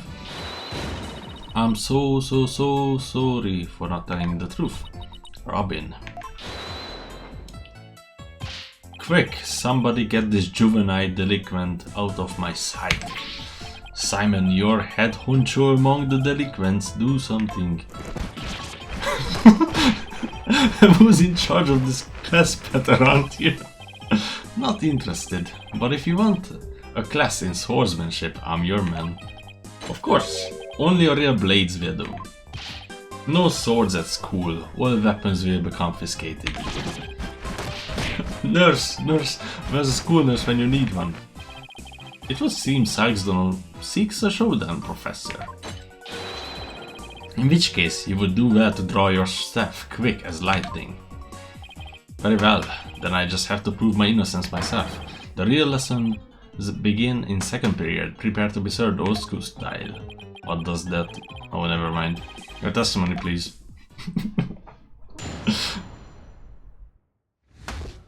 Rough means work of art. Now pay attention, Robin took over half a day to complete one statue. I, however, finished most of the statue between 7 and 8:30 PM. The defendant Dripper saw the two statues with her own eyes at 8:30 PM. Completing a statue so quickly meant I could not leave the stage for a single second. How could I have possibly had the time to go to the art room and commit murder? You're saying the defendant saw the finished statues? Precisely, she said so herself at the detention center yesterday. Her defense team was there and heard her say so, so don't try to deny it now. That evening I went back to my dressing room to get something I had forgotten there. It was well after the last bell rang. I would say maybe around 8:30. That's when I noticed that both stage statues were finished. They were quite large and they were each covered with white sheet, but I could tell. Professor was there that matter came up. Before I address the professor's charges, I have a question for Robin. How hard would it be to complete a statue like that in 1.5 hours? It will probably take me at least twice as long. So personally, I think it would be incredibly difficult to finish in that short a time. I didn't exactly have our pace, but he won't get off easy. He's bound to stumble over his own slippery means.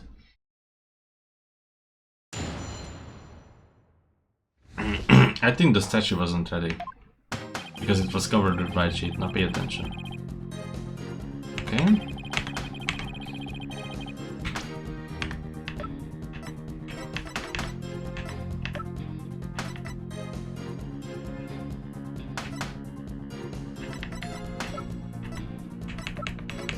There's no evidence of this.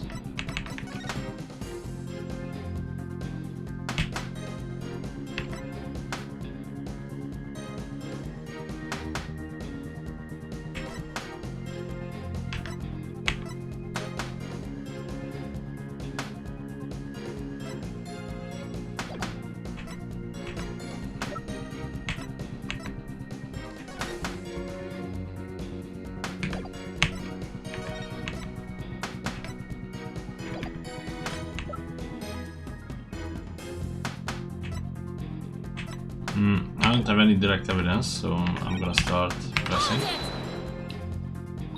Miss Newman took over half a day? Can you please be a little more precise than that? What a wonderful question. She was having quite a tough time, you see. Prosecutor Gavin's statue alone took her from the morning hours into the evening. Well, it is a rather large statue after all. Don't be silly. It merely exposes the difference between student and teacher.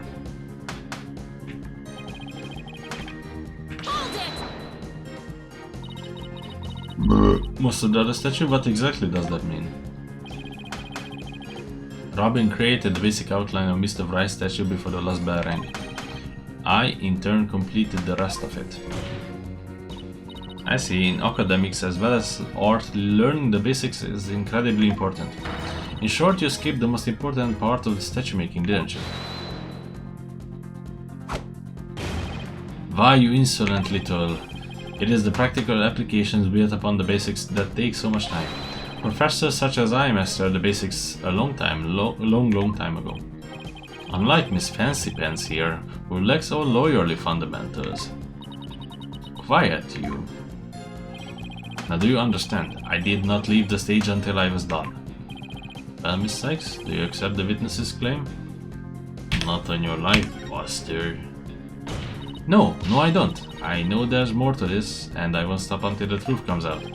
The more you struggle, the more you sink, like so much legal quicksand, so to speak. I use the words ultimate technique to complete the statue by 8:30 p.m.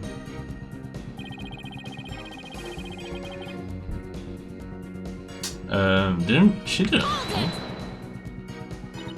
Maybe our client only thought she saw the statues? Silence. A pity for you, but we have already confirmed it with the accused. She is on record as having seen both statues. Yeah, that's true, just thought I would give it a shot. I have the ultimate in courtroom techniques. It is absolutely airtight. I will bury you, but this will be your final resting place along with all who believed in you. Is there no way to get to this guy? You better pay attention. Pay very close attention.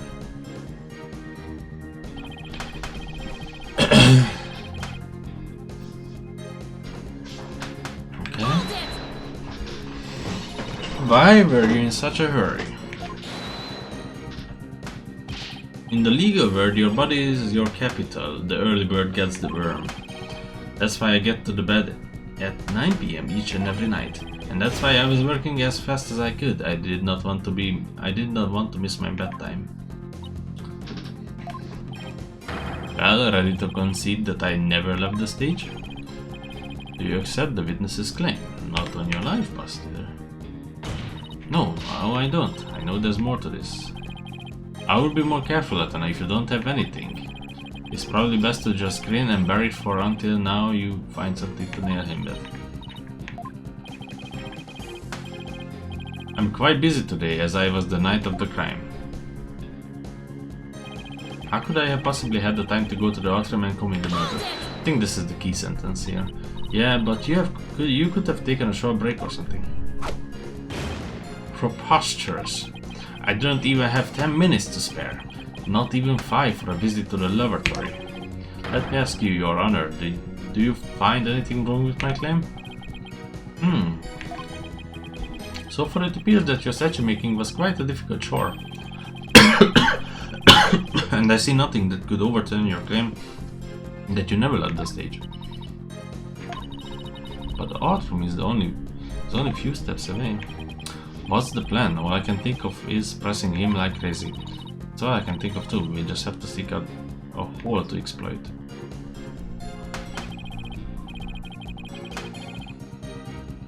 Okay.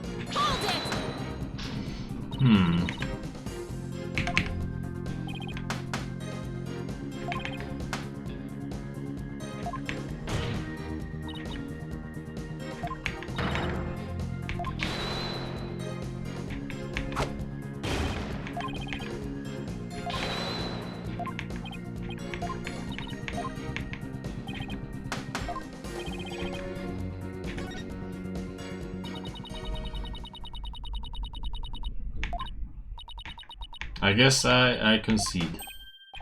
I couldn't hear you. Say it louder this time.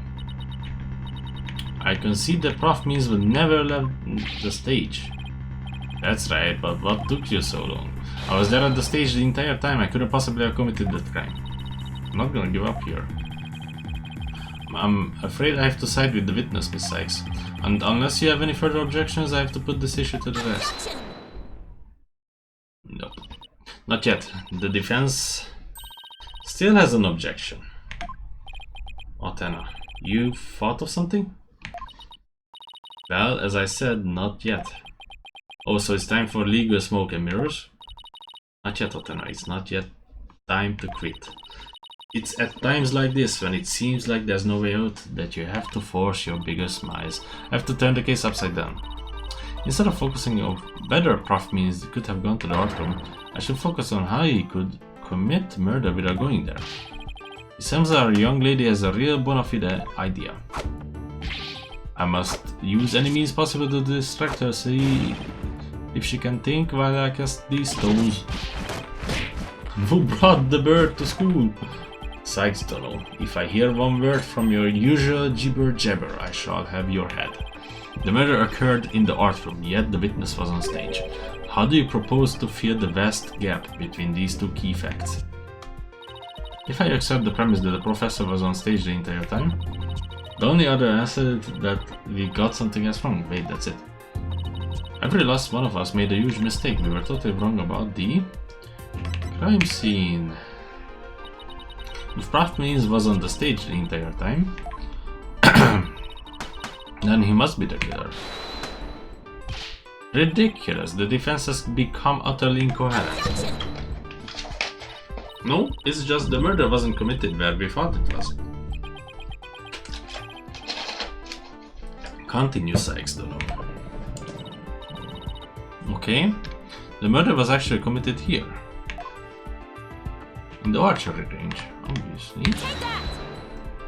The greatest riddle of this case has been how the body was moved from the art room. But if the murder occurred on the stage, that means the body was never moved at all.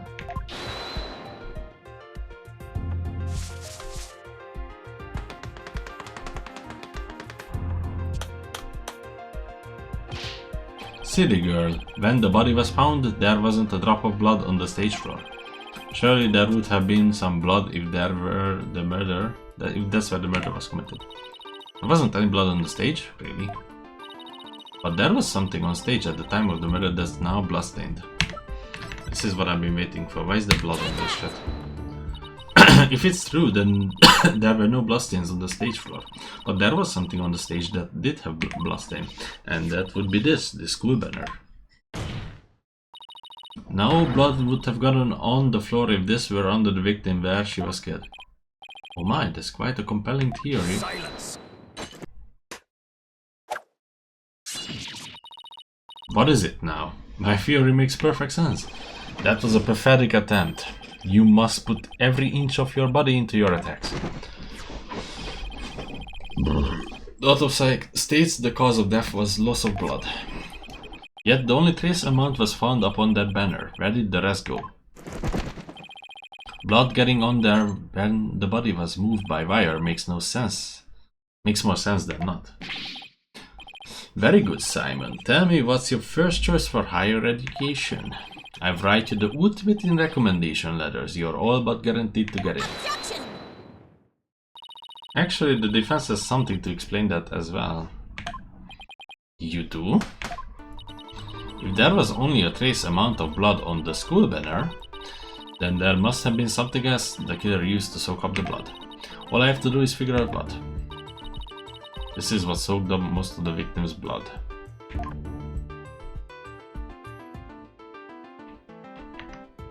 The Govinders. Why? It looks like there's some other piece of fabric on top of the school banner. It's the Govinders banner that had been specifically made for the school concert. Since it's on top of the school banner, the blood would have hit it first. It could have easily absorbed most of the blood like a dishcloth. Dishcloth? I don't know. And only a small amount would have soaked through the school banner below. So it makes total sense for a school banner to only have a little blood on it. So the banner absorbed the blood like a dishcloth. Oh, dishcloth, okay. Does make sense, okay, dishcloth. Yes, that would explain it. The Gavinus banner was like a dishcloth?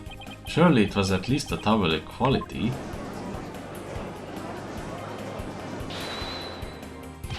Simon, don't just stand there, do something. Silence. Sykes Dono. You are learning to wield a blade quite well. But how will you respond when I come slashing at you like this? The remnant of a large bloodstain was detected in the art room. But why would there be blood there if the murder occurred on the stage as you claim? The bloodstain in the art room was faked. How? I tell you how. All that was needed was something that could transfer the blood upstairs. And that something was a piece of evidence we have just finished discussing. The killer used this to bring the victim's blood up to the room.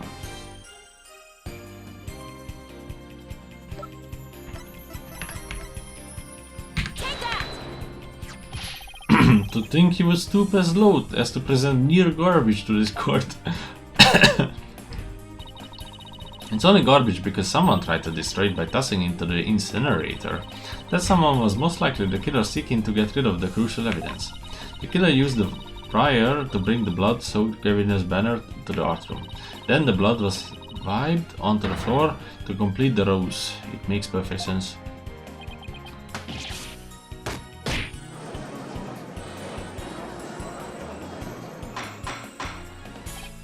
Order, this is quite a development. To think the body was never actually moved. Hold it right there, the body must have been moved. How else do you explain the loud crash you heard during the mock trial? If it wasn't caused by the body crashing into the statues, then what was it? I hadn't thought of that. If that loud crash wasn't the body hitting the statues, then what was it indeed? The knot in the school banner shows that something was carried along the wire in it. So if that's true, I know what I have to find. Something that was in the art room before the murder and then on the stage after. The object that was sent down the wire to crash into the statues was the Lady Justice. That statue? Yes, I believe this was it was this statue that broke the other two, not Prof. Cortez' body. The unique statue you see on the right, that's the pure white Lady Justice from earlier. Prof. Cortez accidentally broke it while she was polishing it the day before the mock trial, but she used her own unique artistic sense and technique to repair it as you see here. Nobody would have guessed that it was originally Lady Justice. Silence. Perhaps you are onto something. But why, pray tell, would anyone move the scraphead relic in such a tedious manner? Excellent question, Simon. Keep them coming. You know why, but the fact that you won't acknowledge it shows how twisted you are. Lady Justice was moved during the mock trial. During that time, Prof. Means was fabricating an alibi with his pre-recorded speech.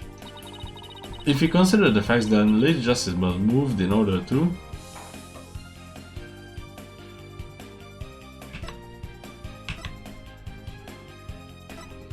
point us to the body.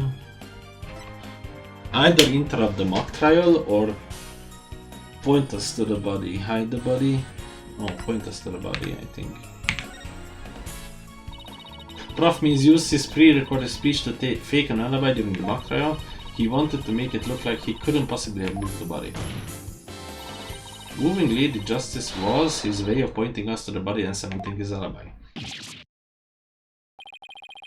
That's quite a persuasive argument. For a while there, I thought you weren't taking the trial seriously. Well done.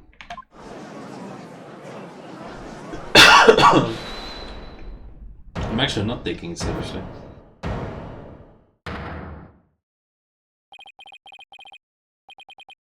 You should never underestimate me, Otena Sykes. Prof. Means always means what he says and says what he means by all means. Fine then. So, say it already, I'm waiting. The murder occurred the night before, but the body wasn't found until late next day. Countless students passed the stage till they met in the lecture hall for a mock trial.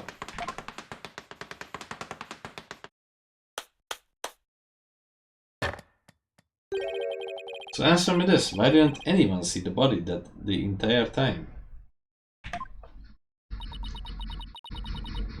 That can be explained by...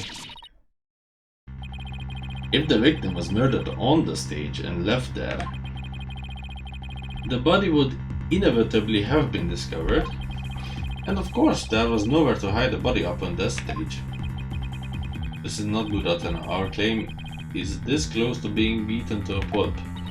I know, but we have come so far. Gah ha ha ha ha. Consider yourself schooled. I couldn't have possibly killed anyone. The killer is none other than Juniper Woods. It always has been and it always will be. Just wait a minute.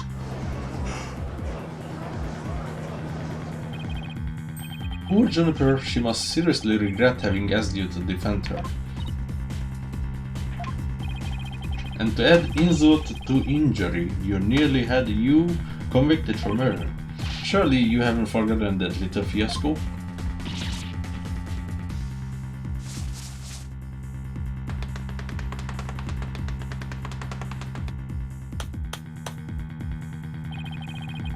Not only did you fail to defend your client, you also raised false charges against a friend.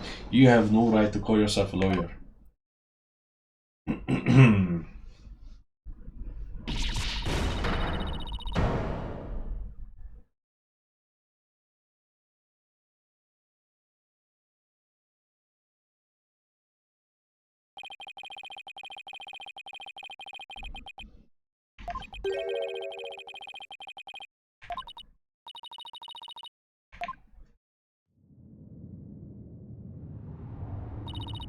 Don't tell me I have failed once again.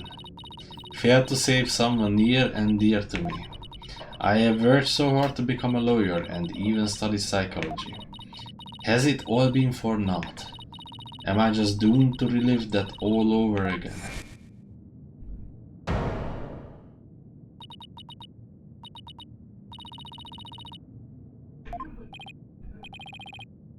I don't know what's wrong.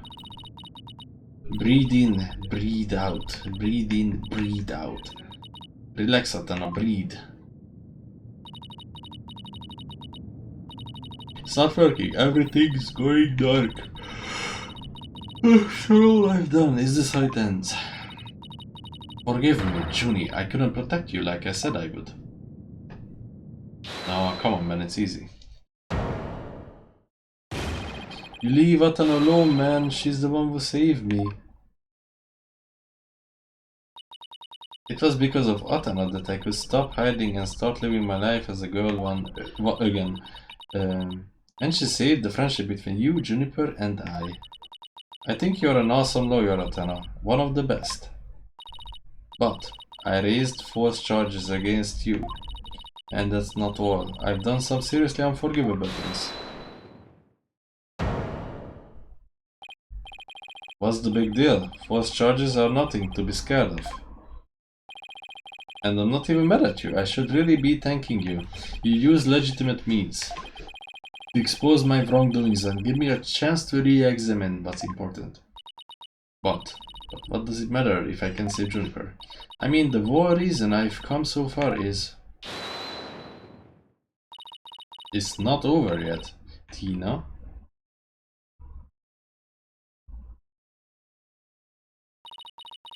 Even now, at this very moment, I still believe in you. Junie, I know you better than most people, Tina. And I know you would never surrender to the dark age of the law like the professor did. Thank you, Junie, but I feel like I can barely breathe. I don't know what to do. Silence. Stop your bleating this instant, you look an utter fool. Prosecutor Blackwell? There is one who awaits you, is there not? And that is the reason you have studied so very hard. Are you prepared to give up on all you have worked for thus far? It would not do to have you disappoint you know who.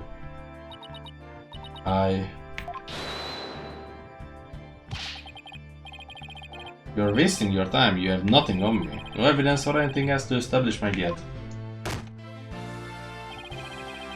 You are helpless before the might of lawyers for whom the end justifies the means. Objection. Don't worry, Athena, you are doing fine. The truth will always win. The truth will always wins. The truth will always wins against People like him. But Apollo, what am I supposed to do now? Listen, all you have to do is take a deep breath and look back over to the entire case. If there's truth to be found, and there always is, you're sure to find it. Now let me see you smile. Remember what Mr. Wright said, the worst of times is when lawyers have to force their biggest smiles.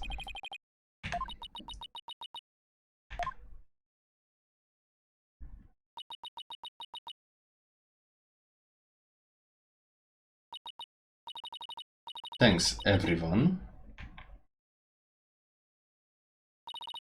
You don't have to worry about me now. The worst of times are when lawyers have to force their biggest smiles. What the sakes is silent? Prepare for your utter defeat. What is this? Prof. Corty wasn't killed in the North Room. She was killed right where her body was found. We know because there wasn't any time to move the body from there from somewhere else. That means the body had to have been hidden somewhere on stage until it was found. Let's think along these lines and see where it takes us. First up, when the prof means remove the body from its hiding place. Well, let's see, what was he doing right before the body was discovered? He was using the span of the time to fake his alibi created. Move the body to where it would be more easily spotted. Therefore, the only time a prof means could have removed the body from its hiding place was during the mock trial.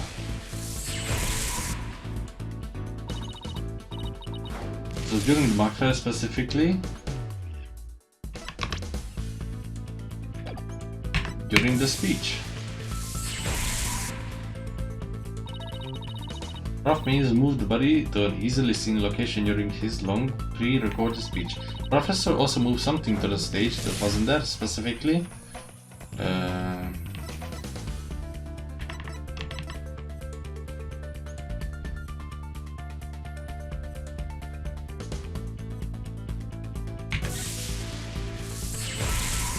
The White Lady Justice has also moved. During the mock trial, Prof means grabbed the White Lady Justice's coat banner and set it zipping down to the stage with a crash, killing two birds with one stone. He drew attention to the body and made it look like the murder occurred in the art room. But was there anywhere to hide a body on that stage? Doesn't seem likely. No, there had to be some place. Wait a second. About something that should have been finished, but was only mostly done. Something was used to cover the body up. But it didn't draw undue attention because it looked like it belonged there on stage. In that way, no one would suspect there was a body hidden inside. What was already on stage and capable of concealing a body?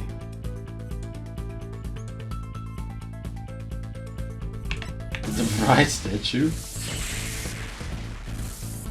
The body was hidden by Wright's statue. Oh, I know Mr. Wright's statue was never actually finished. The body was wrapped under some cloth to hide what was really inside. Cleverly disguising it as the boss's statue. Oh, because we didn't remake the fucking statue of the Wright. So we don't know if it's actually like done or not. Miss Newman gave up on the Wright statue, yet Prof Means finished it in a single night. Yes, what an impressive feat that was.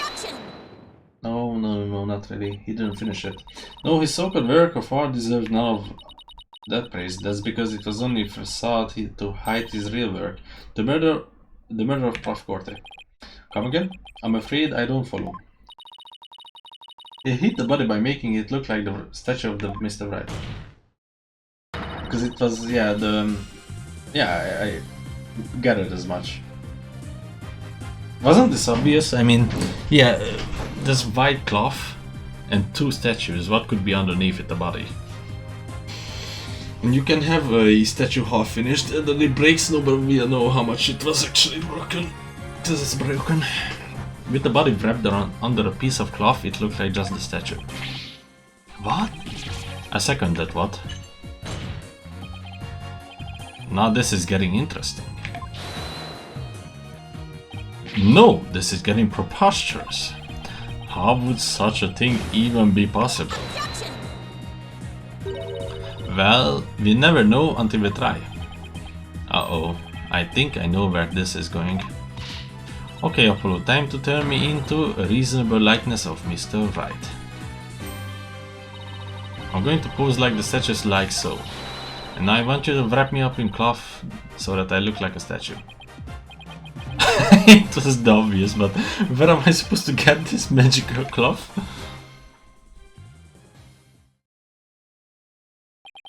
I'm afraid that isn't the right color, Mr. Justice. Well, given how sudden the request was, it's kind of the best I could do, Your Honor. Alright, I think that about does it.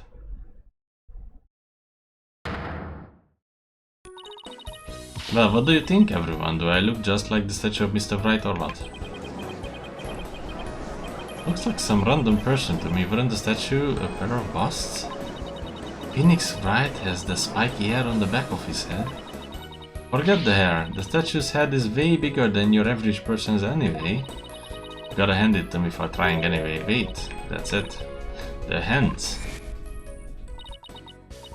Her arms are raised over her head and there are dark bruises around her wrists. Yeah, and Professor was probably tied up with something.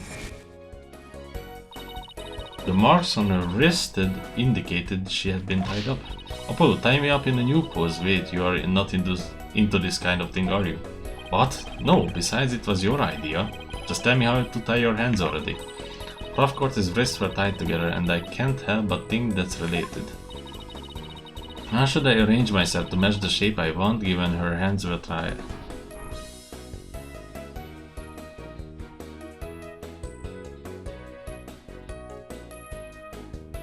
Behind my back? Behind my back. Behind my back, you sure? What about the spiky hair on the top back of your head? I don't have this massively long hair for nothing. I just used some super glue to bond it into place. Fool, you shall ruin your hair. Lucky for you, no such glue residue was found on the victim. Oh, and you're right, you're right. You had me all worried for nothing. Nothing? You mean... If the body stayed in the same pose until it was discovered, then I really just need to think how it could have looked like the boss's hair. Behind my head, I guess. Apollo, tie both of my hands behind my head. See, this makes it possible to fake the spikes on the back of Mr. Wright's head. Sure, but then about the statue's arms? What is going on? With both arms behind your head, you can't exactly complete the pose. Yeah, it would be awfully hard to make the objection pose like this. I can't help thinking you have forgotten something, Atena. Something on the body that you don't have right now. What did the victim's body have that I don't? Alright, there was never an arrow sticking out of her side. Okay, Apollo, take that and plunge it into my side. What, are you crazy? Fine, then go get some duct tape, rapido, schnell. Alright, I don't need to know other languages to know bossy when I hear it.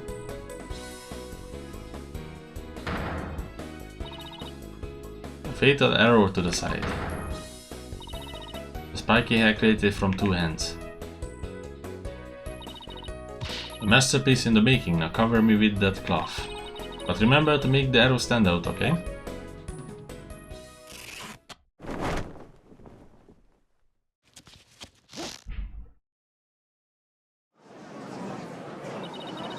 Mommy, the arm's too short.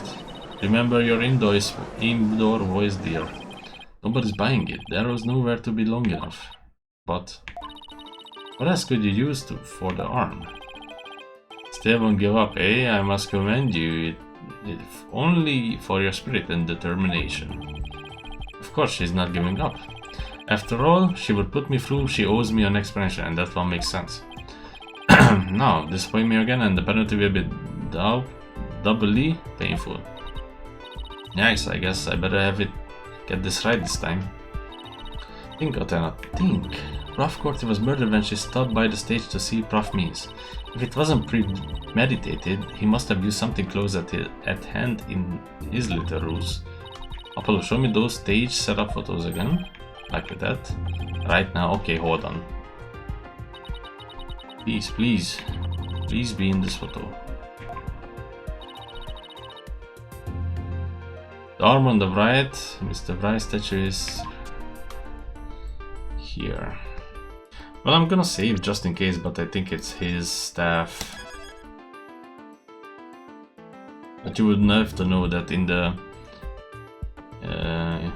upcoming scenes, he didn't have the staff.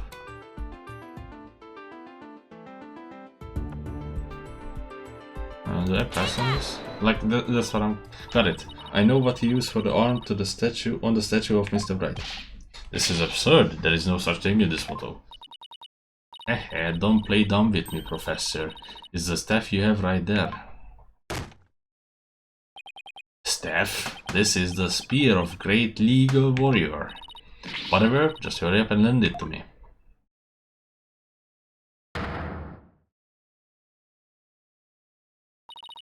The length is perfect. Mr. Wright couldn't possibly object to such an awesome arm. Okay, go for it, Apollo. Sure, I give your arm a hand. Cloth and binding coming right up. This case is so weird.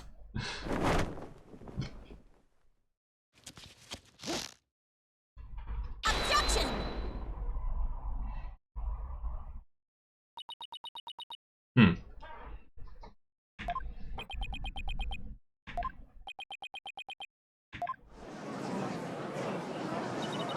It's Phoenix Wright. Look, it's that famous lawyer. That's definitely him. I would know that bullets from anywhere. We did it, didn't we? Well, am I not the spitting image of the legendary Phoenix Wright? The man who will bring us out of these dark ages and into an era of brilliant golden light. Golden light? All I see before me is the pink specter of a man. That's just because Mr. Wright likes his statue. He's positively tickled pink.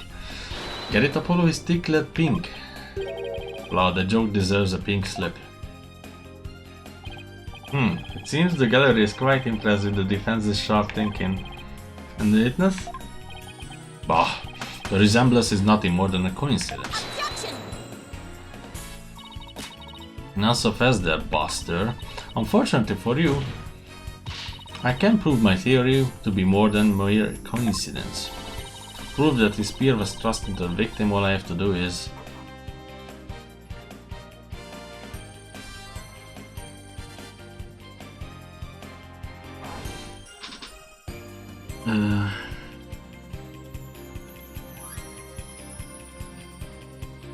Well, the first one doesn't make sense. Examine the spear for prints. Makes zero sense. Say if it's a staff or spear. It's a staff. Test the spear for blood.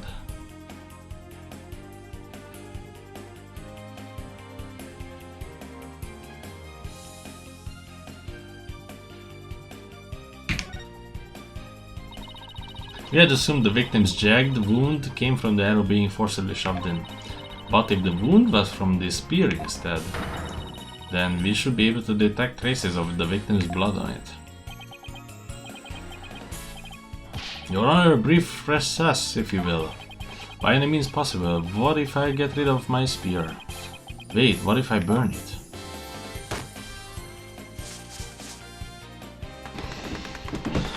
What's wrong with the non-guilty verdict?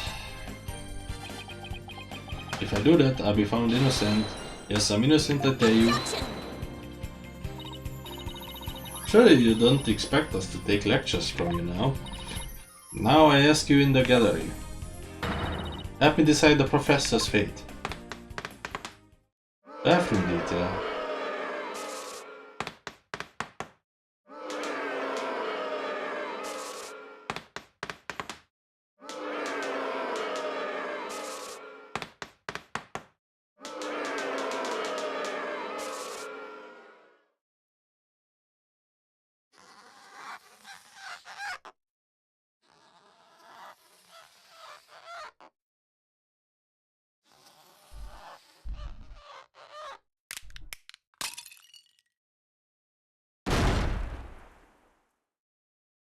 What does the G mean?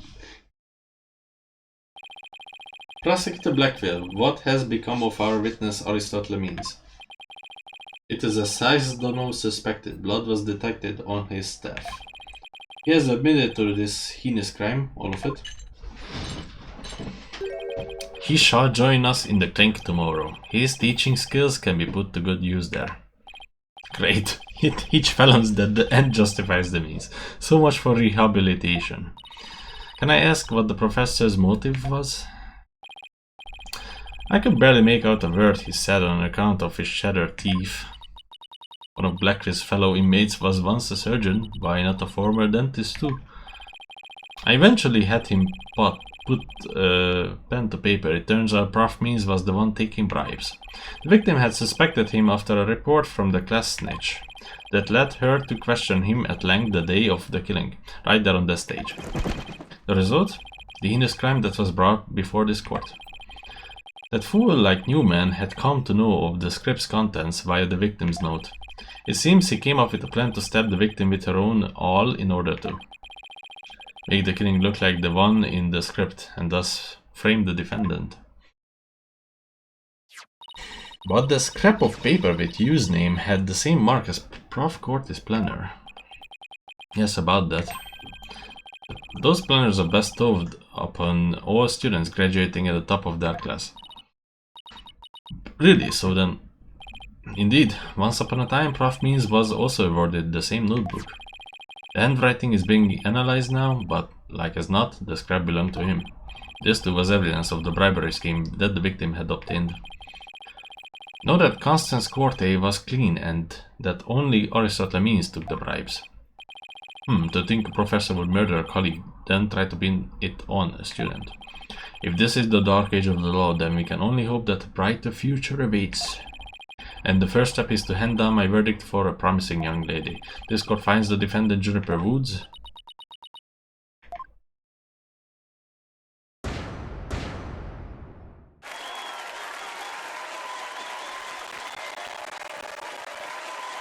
Wow.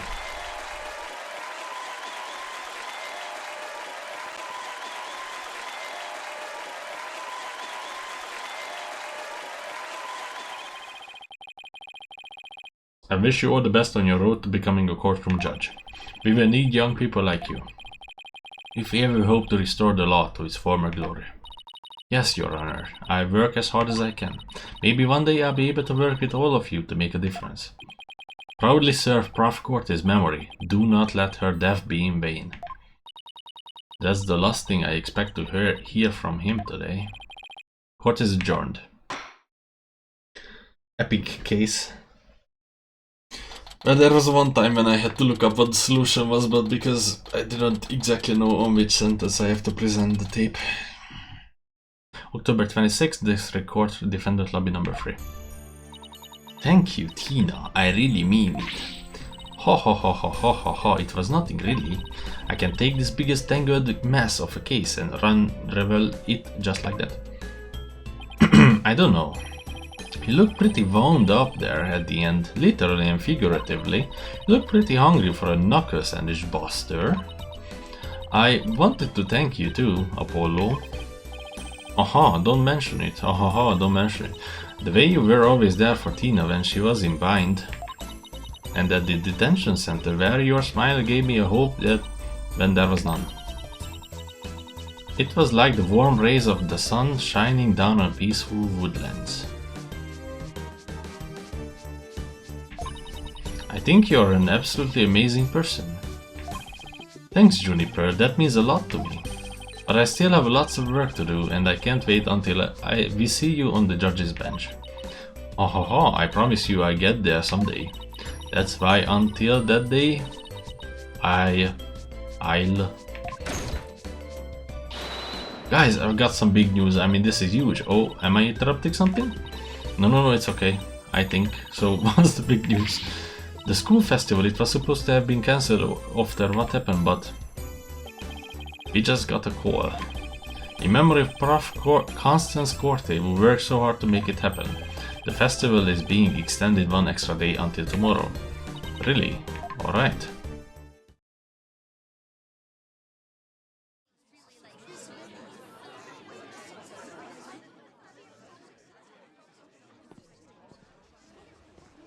Oh. Oh no. No, no, no, no. This brings about bad memories. Achtung, baby. It's time for the guitar serenade.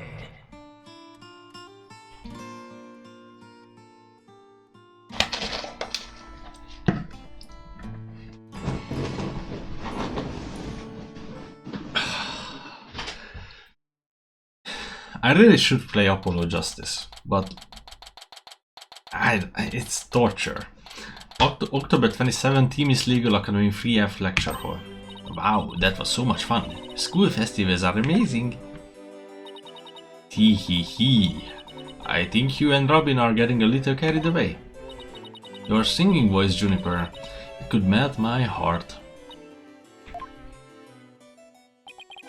Mr. Wright, thank you for the training seminar. Just remember the objection pose is all about attitude. Oh, and congrats on your mock trial win. Although Robin had you for a while there. I did, didn't I? But I'm just glad we are back to how we used to be thanks to Athena. And you know what? I think I'll stick with becoming a prosecutor after all. I'm going to make up for my mock trial loss by winning the real deals in court. Mock trial loss? What loss? Wait, did they reprise the trial and you won? Level-headed lawyer, course genius and hot-blooded prosecutor course student. We'll go head-to-head in a mock trial battle for the She-Devil's Black Heart. So, does this mean it's really gonna happen? Juniper, there's something I've been wanting to say to you. Huh? Oh, is he going to do what I think he is? Juniper, can we still be friends? You know, best friends like we have always been? Best friends? Phew, weren't you going to profess your love for Juniper if you won the mock trial? No, I wasn't going to confess that I'm not a genius and that I'm really 25 years old, but you already dragged it out of me during the trial. Whoops. Listen, you two, Robin, Miriam. Me too? Miriam's got this tactical espionage action stuff down to a science. I've been thinking. It's up to us to put an end to the age of dark law if we can. Let's all work together to usher in a new age where winning only results from the truth. And the end never justifies the means. Count me in. I wouldn't have it any other way.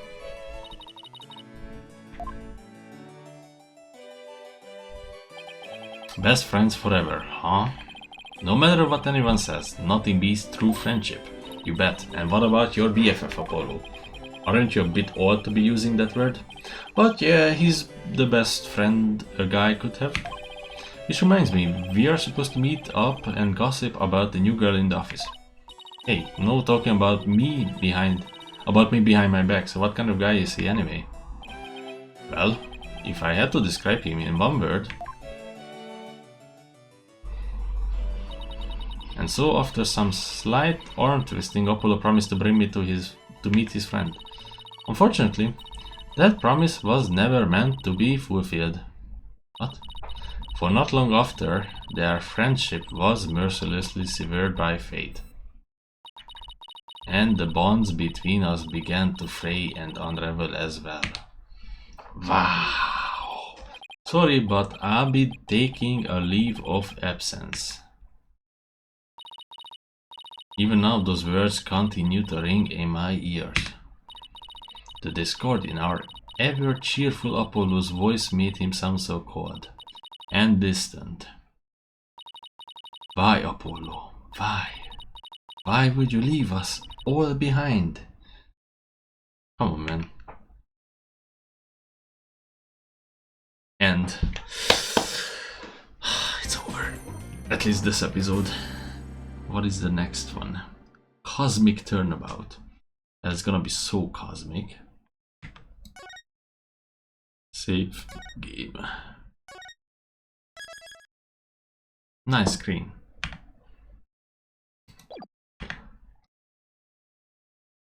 Yeah, watch this. This is the dark age of the law. It's so dark. Dark mango psycho. This is dark law psychology. The courtroom bombing incident, a terrible attack launched by the will of a madman. That incident perfectly symbolized the state of the legal world in this dark age of the law. Dark age of the mango. Mr. Wright brought it to a resolution of sorts.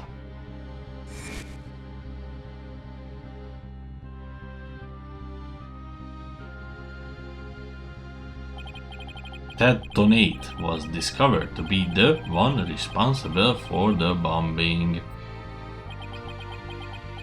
I'm Ted Tonate. If only it were that simple, somehow I can't help but think.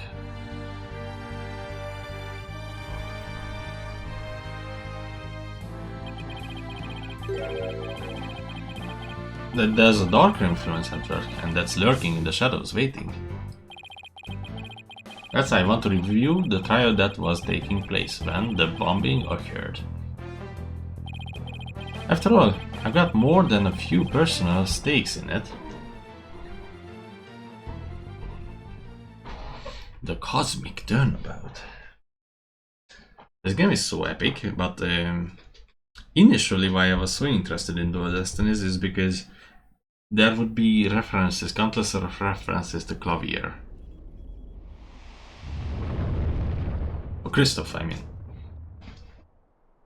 Christoph Kevin, but I have not seen that yet. 1 hour remaining until launch. Please begin your final equipment check. Check complete. Everything's A-okay. We're ready here whenever you are.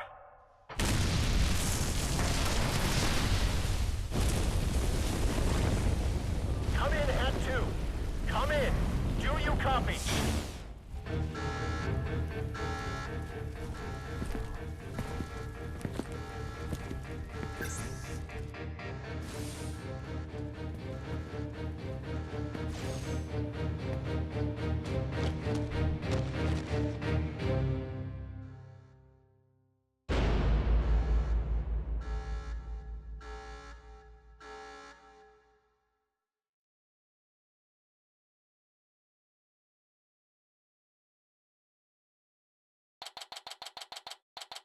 December 16, 9:12 AM. District Court, Defendant Lobby number 5. And this is where I stop. But before I do that completely, I want to look up 2 things. One of them, who is Apollo's BFF? What is this? Apollo's BFF. The Destinies. Isn't it right?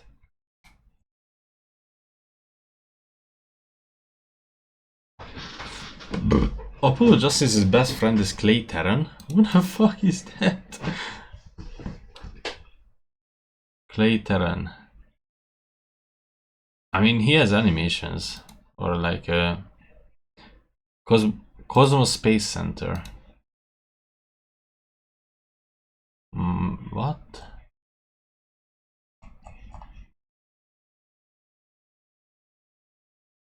He was murdered after escaping from a sabotaged rocket launch. Okay, he was murdered. Okay, so we know that now. The other thing I wanted to check is the Apollo Justice. I talked about this, why that's like a shit memory for me. When I saw the costume on Juniper. Apollo Justice case free. Absolute torture. Or was it? No, it was case free. Yeah. Case free.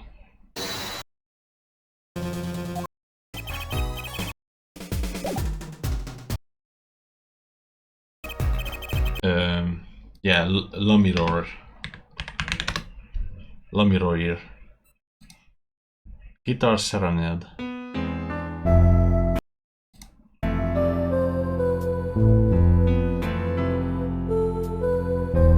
So that was like a 1.5 minute, no, 1.5 minute long video that you had to watch in the case like 3 times or more than 3 times probably. It was so annoying. Anyways, I think I gotta go. See you guys next time.